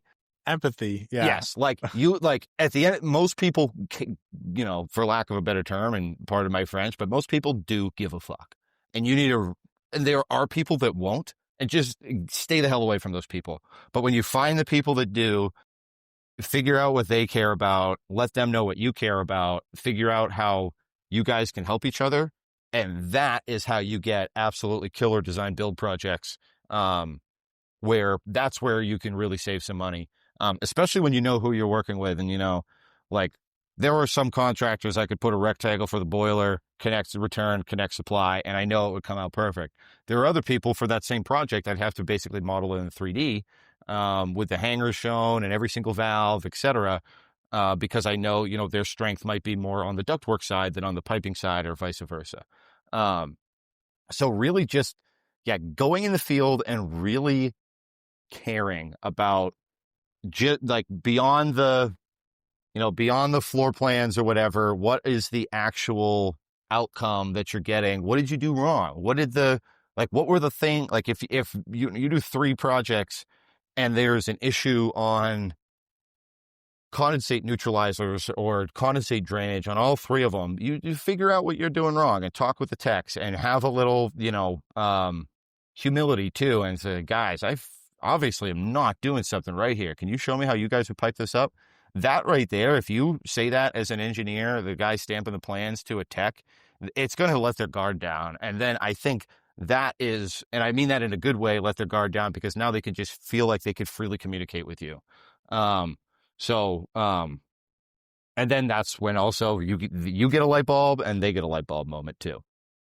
Yeah. And from the technician standpoint or anybody's standpoint, yes, most people want to do a good job, but also realize like it's very easy to hate on car engineers. Like, oh, like why'd they do this? Starters upside down or over there or whatever. Same thing happens in HVAC of like the engineer goes like, hey, we really need 10,000 feet for this mechanical room. And the architect goes, nope, you have 7, figure it out. Like, we can't give you any more. And then the engineer says, hey, well, we really need to put these valves here.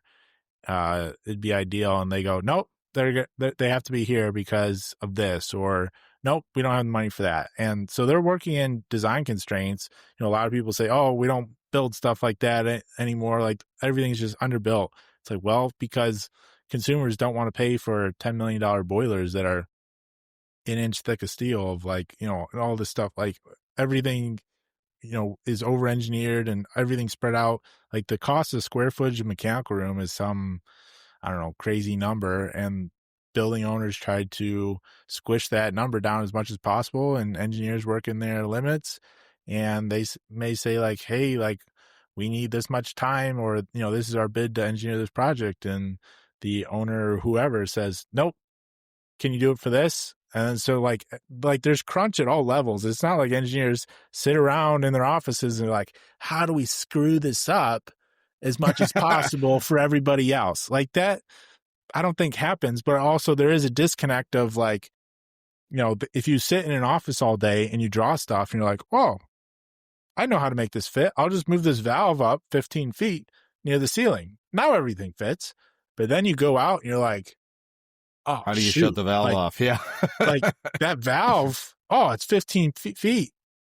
That's way up there. Oh, well, we'll just put a chain on it. Oh, no, because we put tons of other stuff under it. So now there's no way to access the valve even with a lift or get a chain through all the other stuff. And now there's a logistical nightmare of how do we even close off our steam header to the plant just because a valve was stuck in out of the way. And like, there's all those decisions. And I don't know if you've seen this. I think this is probably a trend because of the internet of engineering firms that are like on the other side of the country, engineering buildings, and engineers never actually visiting the building that they've engineered or like the systems. Like I saw that a lot. Do you see that? Well, that's definitely a huge part. The virtual assistants, the VAs, you see it a lot because it's kind of, especially when you've got somebody that's pretty savvy and they could size the pipe and size the pump, but they can't put the plans together, and they can have somebody do it across the pond for $19 an hour and it comes out good enough. You see it quite a bit. I say, unfortunately, like there's been times I've considered working with some people like that because of it's my bottleneck in my company is mostly production, CAD. But there are tons and tons of people that never, ever get to step foot into any of their projects. And I think that is the single worst thing that you can do because imagine working your whole career thinking you were good at designing boiler rooms to find out that you did not. And then you finally go after you've retired and you go in your first boiler room and you're like, what the hell did I do here? Like, I can't open the electrical panel without hitting this or whatever it may be. One thing I was thinking about as you were talking about, because I worked for worked with I worked for an architecture firm. And what's funny is it was harder to work with architects then because you're like part of their overhead versus when you're being hired out, they're more likely to kind of listen to you and take your advice. But the best way that I've negotiated more space in mechanical areas is you push back on the manufacturer because the IOM will trump code in many cases, or usually will. And I would kind of one of my famous lines is, the service clearance that they show on this boiler is the minimum. That's the worst it can be. Do you want to design the worst mechanical room possible? Or do you want to design one that can, like, we can put a ladder? Like you mentioned that to me, like, can we actually put a ladder next to this boiler and climb up the ladder and get to the relief valve or to the header butterfly valves or whatever it may be? Yeah, I'll say two things on that. Is one, distinctly remember them, a school I did startup smashing the mechanical room together. There was, when I say 100 pounds of stuff in a 5-pound sack, the boilers that, they had doors on the front, they were condensing boilers, and they swung out. Well, they swung out into the main entrance and exit of the mechanical room. So think of all the contractors walking in and out, and you're trying to do boiler startup, and the door blocks the entrance of like the hallway of the mechanical room. And there's panels, like electrical panels on my backside.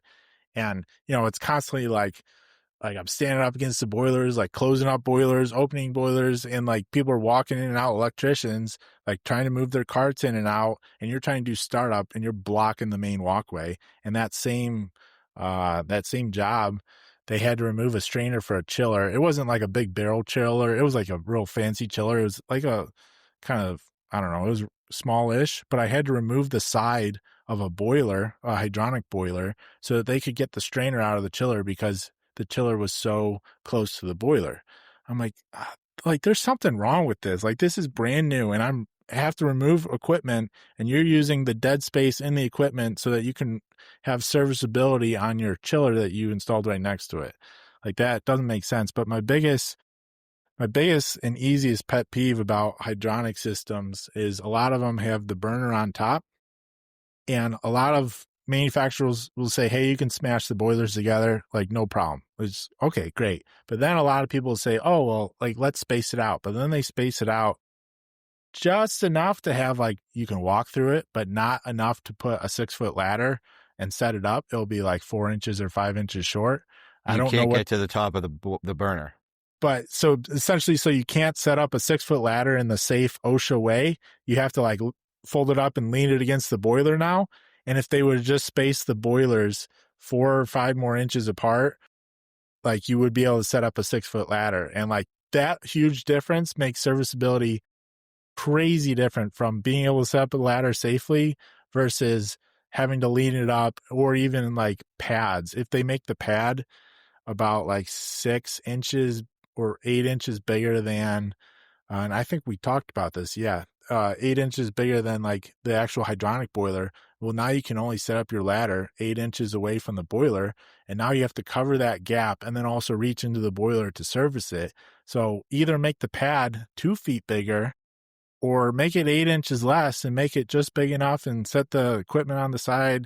Like, there's all these little things that to an engineer, some designer, doesn't really make a big difference, but to a service person, you figure it out very quickly on what's nice, what's not nice. And especially tons of jobs with valves in the air that can't be reached. Like, that's the probably number one thing. And I've seen this trend. Is it a trend that steam headers get put on the ground on stands versus like the typical in the air steam header?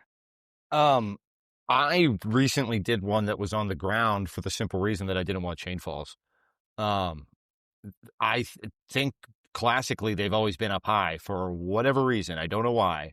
But I did the one that's on my website, which is at White Mountain Paper in New Hampshire. I was like, what is the point of, it's just going to make the stand bigger. It's going to make this whole thing more difficult to work on. Basically designed it like a modular boiler plant so that you could isolate every single part of that header without climbing on anything. And I thought that that was pretty slick, but I'm curious which way you're going with it. No, I mean, in my experience, and I worked in a lot of boiler rooms that were older, but the newer ones, a lot of them had the header on like a 4-foot stand, and one that can all be prefabbed, and they just bring it in on a skid, plop it down, and you're done. Like, yeah, when you're drawing 14-inch iron pipe, you're like, oh yeah, draw it all up, but then you like look at all the chain falls and all the stuff that needs to go to weld this all together and get this up in the ceiling. You're like, no wonder this little stick of pipe took all these guys 2 weeks to put together. Like, and that's where the whole prefab thing comes in. But yeah, it's so much easier to have your hands on the valve and be able to service the valve and change the valve instead of, but yeah, we can put a chain on it, but now it's 10, 15 feet in the air. And now you need to get a lift anytime that the packing leaks, and then the Or if you packing. just got to isolate the DA or whatever, shut down a thing, shut down a process, or you troubleshoot something. Yeah, you're on a lift. One thing I would encourage engineers to do too, you made me think of this, is actually put yourself in a situation where you can actually move those valves. Because I'm a power lifter, like we talked about. I have almost torn my pec operating a butterfly valve.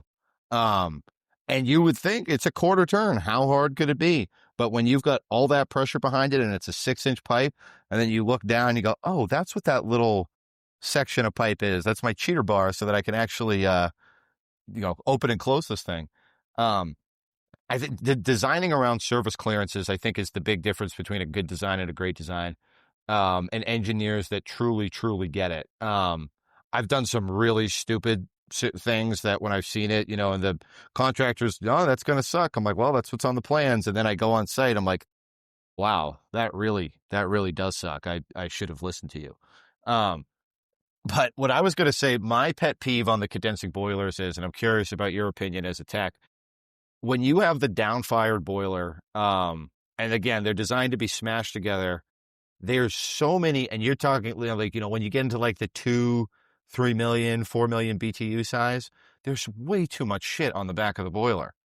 You've got your stack, you've got your condensate drain, you've got a supply and return, you've got motorized valves, and it's so busy. And it makes, again, that's another thing. You're like, oh, I've met my service clearances, but you can't get into anything, and it's just congested, and it takes a long time to, longer to build, I'm sure. Yeah, it takes a technician, and I've done it in the past tons of times. You got to go under like a 3-foot pipe and then like go up and like twist your body and then like fit through the stack and the outdoor air intake and like to remove the panel to get to the sensor. And yeah, just because the manufacturer says there's clearance, doesn't, and then you stack all this equipment or connections in the back of the boiler. It's not like there's just this like dedicated pathway of like, yep, you just walk around back and here's the yellow pathway right to the back of the boiler. It all gets filled, and most of the time they smash the boilers against a wall. So like you're squeezing between the wall and the stacks, but like once again going back to the clearances and everything, it's like, well, they said we needed this much boiler, and then the owner gave us this much space, and the only thing we could do was smash against the wall. Like, that's kind of what we had to do. So, I understand both ways, but when it can be avoided, go walk the final design and see what you can do better. Ask for opinions of, like, if you're an engineer working with a rep firm, the rep firm sees hundreds of boilers installs and knows exactly what engineers miss all the time. Say, hey, this is kind of my plans.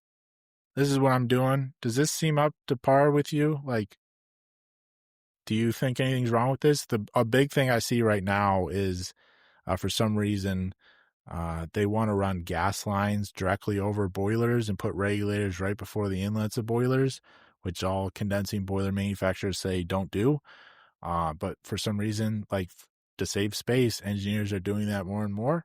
But gas line being undersized and not sized correctly with the regulator for linear feet of pipe after the regulator is probably one of the top things I saw on hydronic startups, and also when people post startups online, I always look at the gas line.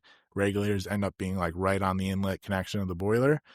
And it's like, all right, like, did we crack open the manual? Did we even like look or Yeah. something? And Again, for me, when I've had like the light bulb moment, because I had that specifically on a project with Cleaver, and the technician looked at me and he goes, "How are we going to replace that burner?"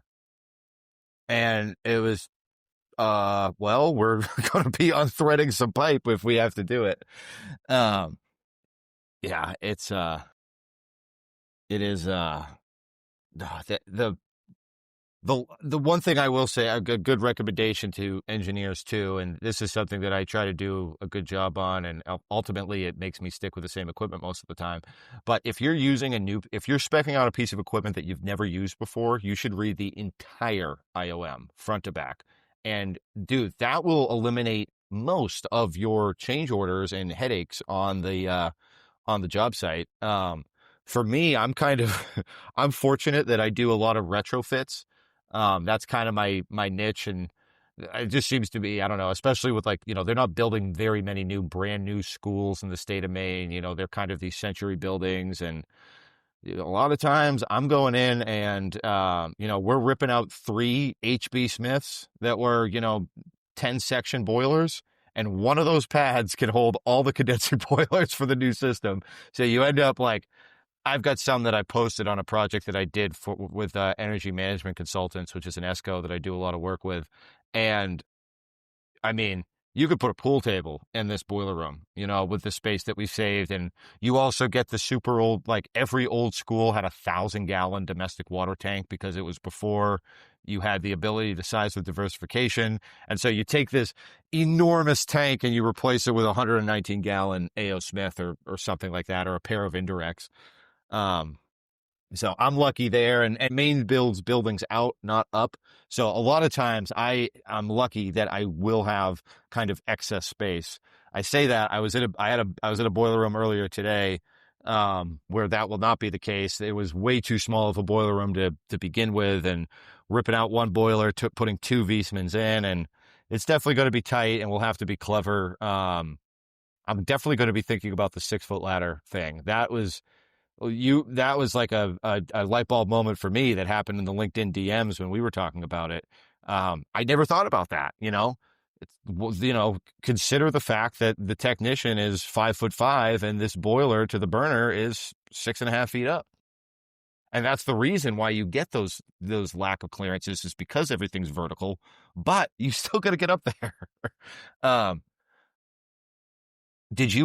curious, did you ever see the Cleaverbrooks clear fires that actually had steps that pulled out? yeah, That I thought that was pretty cool. They got rid of it pretty quickly because it was a huge cost that nobody else was doing. But I always thought that was a nice feature. But when I design a new boiler room, I try, like that steam plant that I did. We basically designed a catwalk to the boiler and the DA so that you could get to all the inspection points, the main stop valve. Again, because otherwise you're on a lift, and you could design the best boiler system in the world, but if it's not maintained and you have to retube the boiler in a year, even if it wasn't your fault, they're going to be thinking about your design, and what you could have done better. yeah, having to knock out a wall to retube the boiler. I've seen plenty of boilers plenty of boiler rooms, older ones, with missing cinder blocks in the wall, and you're like, what's going on here? And then you like look at the wall, you look at the boiler, like, oh, that's where the boiler makers were pulling tubes, and they knocked out a couple cinder blocks so that they could get the tubes all the way out of the boiler. It's the worst version of that I saw on a 24 million BTU condensing plant at a college. And the reason I'm bringing it up, this is also my highest performing LinkedIn post was on this topic. When you're speccing out a new boiler or whatever it may be, make sure that you can get it in the building. It sounds so obvious, but I just did it on a project where it was funny because I checked like the major pieces of equipment, the pumps, the boilers, all good. You know what I forgot to think about? The expansion tank. The expansion tank was this enormous. It was a Takeo CA2000, and it was like 6.5 feet in diameter. And guess what the first change order on that job was? Putting a bigger door in the boiler room. So I've done it. It's the stupidest thing to mess up though. And when you do it, you're like, how did I not think about that? But when I was working in Revit, like the 3D CAD program, I would literally just take and, click and drag with my cursor and drag the unit from how I think they would get it in the building and be like, ooh, pinch point there. Or, oh, actually, that's a temp wall. We could easily take that down. Or it looks like a wall, but it's just partitions for their offices or whatever, but that is the single biggest, like one of the single biggest things you could screw up. And you spec out $2 million worth of boilers and you can't get them in the building. And the first thing they've got to do is, hire a structural engineer to see how they can do it. You really screwed up at that point. It's all about perception. Talk about steam systems. Like what are some things that you see in your experience commonly missed, common issues that really, really kill a steam system and cause a lot of unnecessary costs that are caught after startup? I would say the biggest thing is maintaining steam quality throughout your system, meaning having a way to drain the condensate out of the system. I've got some amazing work because of these systems and it's pretty easy engineering when you've got 300 feet of, I was just working on a job. It was like 14-inch, 200. It was a lot of pounds per hour. I don't remember what it was, but it was a big production facility out west. And there was zero drip legs. They had a moisture separator before their turbine, but they didn't have any drip legs. And it's like, you ever get banging in the system? Oh yeah, no, we get some pretty good banging. And, so yeah, just doing if anything, I think it should be over-designed. Like I always have my drip legs be the same diameter of the pipe, even if it's over, 6, 8, 10, 12 inch, just put a T in.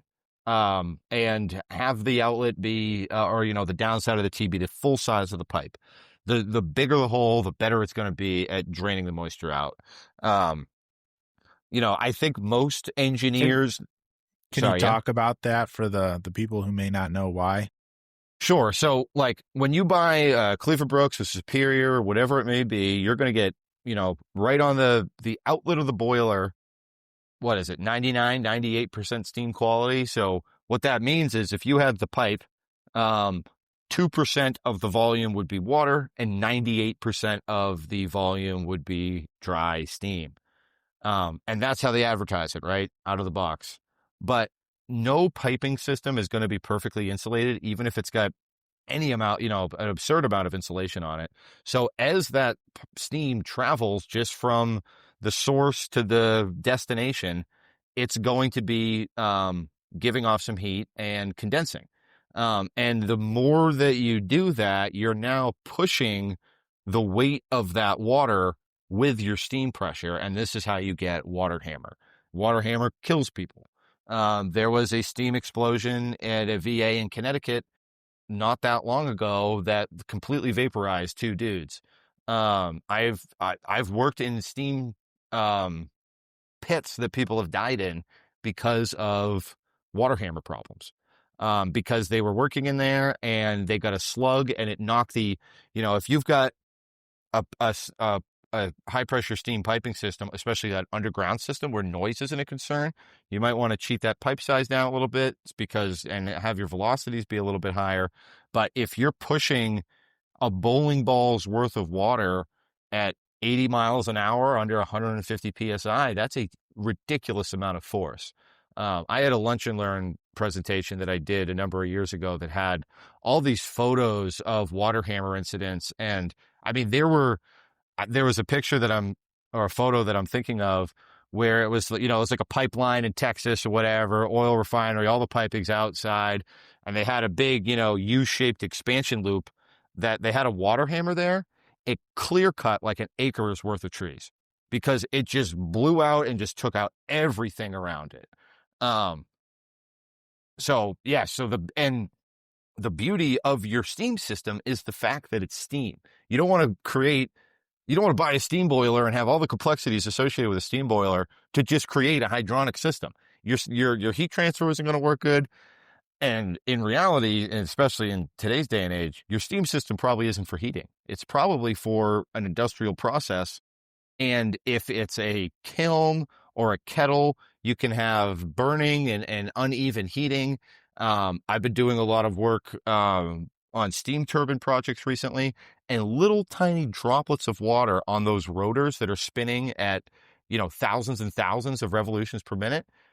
They can do crazy amounts of damage. So controlling the steam quality, or basically how much water is in the steam, you want to keep it as your steam system as dry as possible. Kind of long-winded there, but No.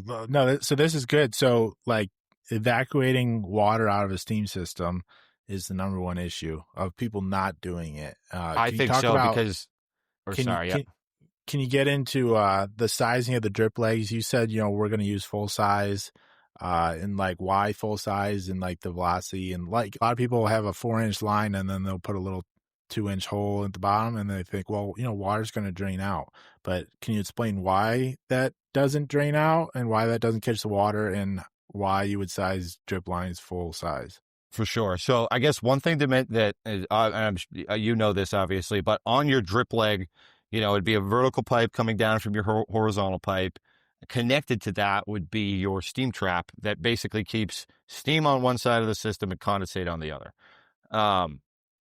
So the reason why you want that drip leg to be full size, and this is the analogy that I've always heard, is that when you have the smaller pipe, it's almost like driving over like a little bump in the road.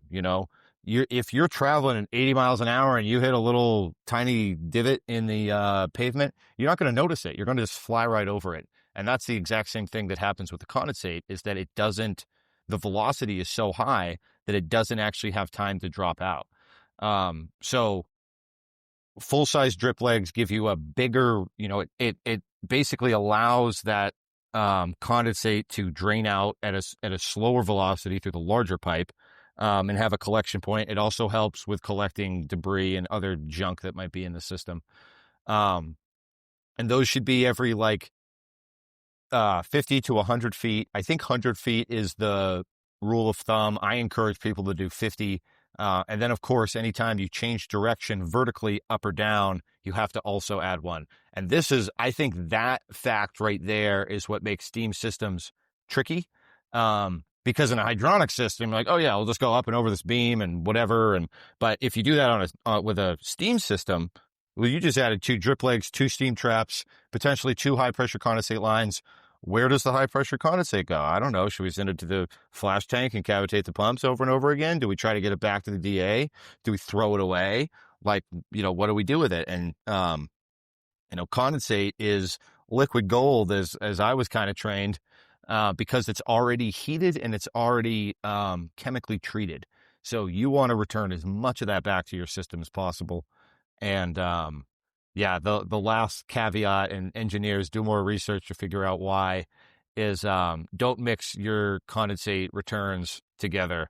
There are ways to do it with like sparge tubes and stuff. They're wicked expensive. But yeah, don't put your high pressure condensate into a condensate receiver and think that it'll just act like a flash tank, because that's how you kill a flash or a condensate receiver in 2 days or less, which I have seen, unfortunately, more times than I'd like to admit. So to end this, you had talked about, I'm gonna something for you, and I'm gonna plug something for me at the end here. You had talked about kind of like, you just made this podcast and you don't expect people to listen to it, and I think that that's like the mentality that you have to have. You know who Rick Rubin is? No, I do not. He's like a music producer. He's a huge music producer, super, super, we've worked with the biggest artists. He's got this crazy long hair. He wears like red glasses. Yeah. I was going to say like big white beard or something. Yep. Yeah. And he has a bunch of stuff basically talking about it. He's, a super creative. Like, we would have a hard time talking to him probably, but he doesn't care at all. Like the art, the product is the product, and how people perceive it is just how they perceive it. And I think that, like, especially with something like this, where you just keep doing it, and if you think it's awesome, probably other people will too. And it might be engineers, it might be a tech, it could be a 16-year-old whose parents are pushing him to go to law school, but he notices that the neighbor down the street, whose father works at a plumbing company, has a much nicer house and a much nicer pickup truck and everything else. And he's scratching his head like, why does the guy that my dad talks poorly about as a dirty plumber go on more vacations than we do, or whatever it may be? So I kind of did that, and this is my turn to plug. I kind of did that with my school community. So school is another Hormozy invention, online community for learning. Can you spell that for all who don't know? Yes, it's spelled incorrectly. It's SKOOL.com, and I secured school.com/engineer. So if you want to check out, it's free. I do have a way to make money on that by basically purchasing a course that is how to start an engineering company. But with that, like, I just started it and I didn't really know what the intent was. And like for a while, I had it as you had to pay $10 a month to be there and nobody joined. So I just got rid of it. And all of a sudden, there is like a great community of engineering entrepreneurs that are talking about what to do with health insurance, how to get your first job, how to renew your PE, how to get a PE. And it's just one of those things where I kind of step back and I'm like, well, it's not making me as much money as I wanted, but it's super cool. And so I'm going to just keep rolling with it. And I think like I could completely change it in a couple of years, or, I could completely change it today and, make it about, pay $1,000 a month to talk to me for an hour or a week or whatever. But, I like what I've got right now because it's just kind of, I didn't know what I was creating. I was like, I'm just going to create it and I'm going to figure it out afterwards. And I think that is like, for people that are looking to make the jump, I made a post a while back that's like, if you think you can make money doing engineering or going off on your own, you probably can. So try it. You got to believe in yourself. And, when I had a college roommate who's a boiler tech, and he would love saying risk it for the biscuit. And for whatever reason, like when I heard that the first time, like it actually clicked. Like, you need to take risks to get rewards. And a lot of times that means doing things that's very different from what your peers are. Doing a 2.5-hour podcast with not knowing, like, you've got no ads, you're not getting revenue from, I don't know if you are or not. But like, it's just this podcast cost me money. Yeah. And my school community I pay $100 a month for my school community. I think I've made $300 and I've had it for 6 months. So I'm in the negative, but it's just one of those, like, I'm faithful that because I believe in it, it will become something cool and potentially greater than me, Communities are huge, and technology is dividing everyone. And, we have everybody working from home now and doing all this, and you mentioned it earlier, the ASHRAE dinners. I go to my ASHRAE dinner, even though I'm not an engineer. You don't have to be an engineer to be a member of ASHRAE. Your local chapter, you have a local chapter. It changes. Some local chapters are very involved. Some are not super involved, and like how often they meet, when they meet. Some of them will have just like a lunch that some people can't make, but it's easier when you have a dinner that's after work. And the difference between sitting down and meeting somebody at a table versus, hey, we've been emailing for 6 months, like the relationship is totally different, and you're just a name on a screen on an email signature, and like only, I think, 10% or something of emotion comes through in text. And they may think, oh man, this guy, he's so full of himself. He thinks he's always right and all this stuff. And you're on the other side of like, man, I'm just trying to help him and all this stuff. And then you meet at dinner and you're like, oh, like this is totally different than how I pictured he'd be because of, and I read this all wrong. And then you start helping each other and you send work to each other. Like, and that whole relationship and community thing is huge. And get involved. It takes effort. no community, a community is only as good as the people who show up. So if you expect the community to give you things and you don't contribute, you are a consumer, not a creator. So don't expect actually anything to come out of it. Don't go to one ASHRAE dinner and be like, well, that was a waste, and then never go again. Like, go meet people, talk to people. If you are a part of a company that sends 8 people to the ASHRAE dinner, don't sit 8 people and all your coworkers at the same table. Spread out, talk to different people. That happens at mine, where one company will You sit at the table. I'm like, you're train, talking. and then exactly. You're talking to your coworkers. Like, what's the point here of just coming to dinner that your employer's paying for? But get involved, meet people, get active on LinkedIn. I still think LinkedIn is underutilized by most people. I think it's like less than 10% of people actually post on LinkedIn. Go out, post. It's not as scary as you think it is. So many opportunities have come through LinkedIn, and I'm sure you could say the same thing. Then this is honestly a really cool one. I was following Boiler Wild and you well before I was posting on LinkedIn, and to get the hey, you want to be on the podcast is super awesome. Hey, I'm gonna show people how easy it is.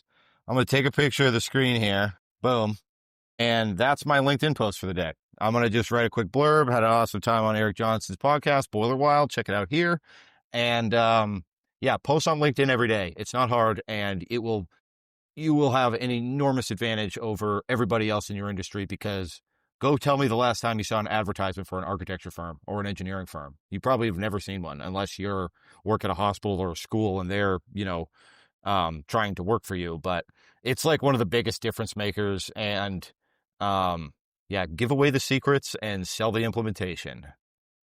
Yeah, I Right. could talk about LinkedIn all day, but post on your own account. Don't hide behind the company picture. Everybody wants authentic communication, and don't use AI to write your post of Thank like you. I was waiting for that one. all That this is stuff and AI pictures. Like, I posted a picture. I was wearing a boiler related shirt, and I posted a picture of a Home Depot security screen of checking out. It got like 70 likes and like 4,000 impressions. I was like, this was a throwaway picture of like, hey, I just want to post my boiler shirt that I was wearing at Home Depot, and the security cameras are too low for tall people, so it just takes a picture of my chest instead of my face. And I'm like, why would 70 people like this and 4,000? Like, this is and I put zero thought into it. It's always the post that you put zero thought. Not that like 70 likes is nothing, but people know you. Now, whenever I go to conferences, not that I'm like famous or well known, like nobody knows I exist, but I'll go to a booth and they're like, oh, you're the guy on LinkedIn. And like, there's so much opening there, instead of who's this young guy who opened this training company who thinks he's just hot stuff. Like, they feel like they know you, and you start the conversation different. It's way better than like, hey, here's my business card, and then you email them and they're like, wait, who is this person again? Like, yeah. if they see your LinkedIn post for the last 9 months and then they meet you at a trade show, they're going to be like, oh yeah, this person. And then you're top of mind every single day. If you're posting, even if they don't get on, they'll get on LinkedIn and they'll eventually see your posts. And then when the work comes around and they're like, hey, man, we really need an engineer right now to like do this pickup job who really knows boilers. Oh, Matt Strong. I know the guy, and top of mind. And you don't have to be the best. You just have to be top of mind. And yeah, that's my pitch to post. Tell the audience where to find you. And yeah, we'll end this amazing Awesome. So podcast. you guys can find me. The best place to find me is on LinkedIn. Matt Strong, the American Engineering Company. Website for the website for the business is americanengineering.co. If you want to email me, it's just matt@americanengineering.co. Once you email me, you'll get my phone number. I'm not going to put my phone number on here because I've burned myself doing that in the past. And then finally, join the school community, school.com. That's skool.com/engineer. It's free. You just hit the sign up button. The reason I got to leave for 4:30 is I've got a meeting with those guys, 4:30 to 5:30. We meet once every month or so, just kind of a roundtable discussion. This one's on goal setting for 2026. And it's really cool because you've got guys like me that are, about almost 2 years into their entrepreneurship.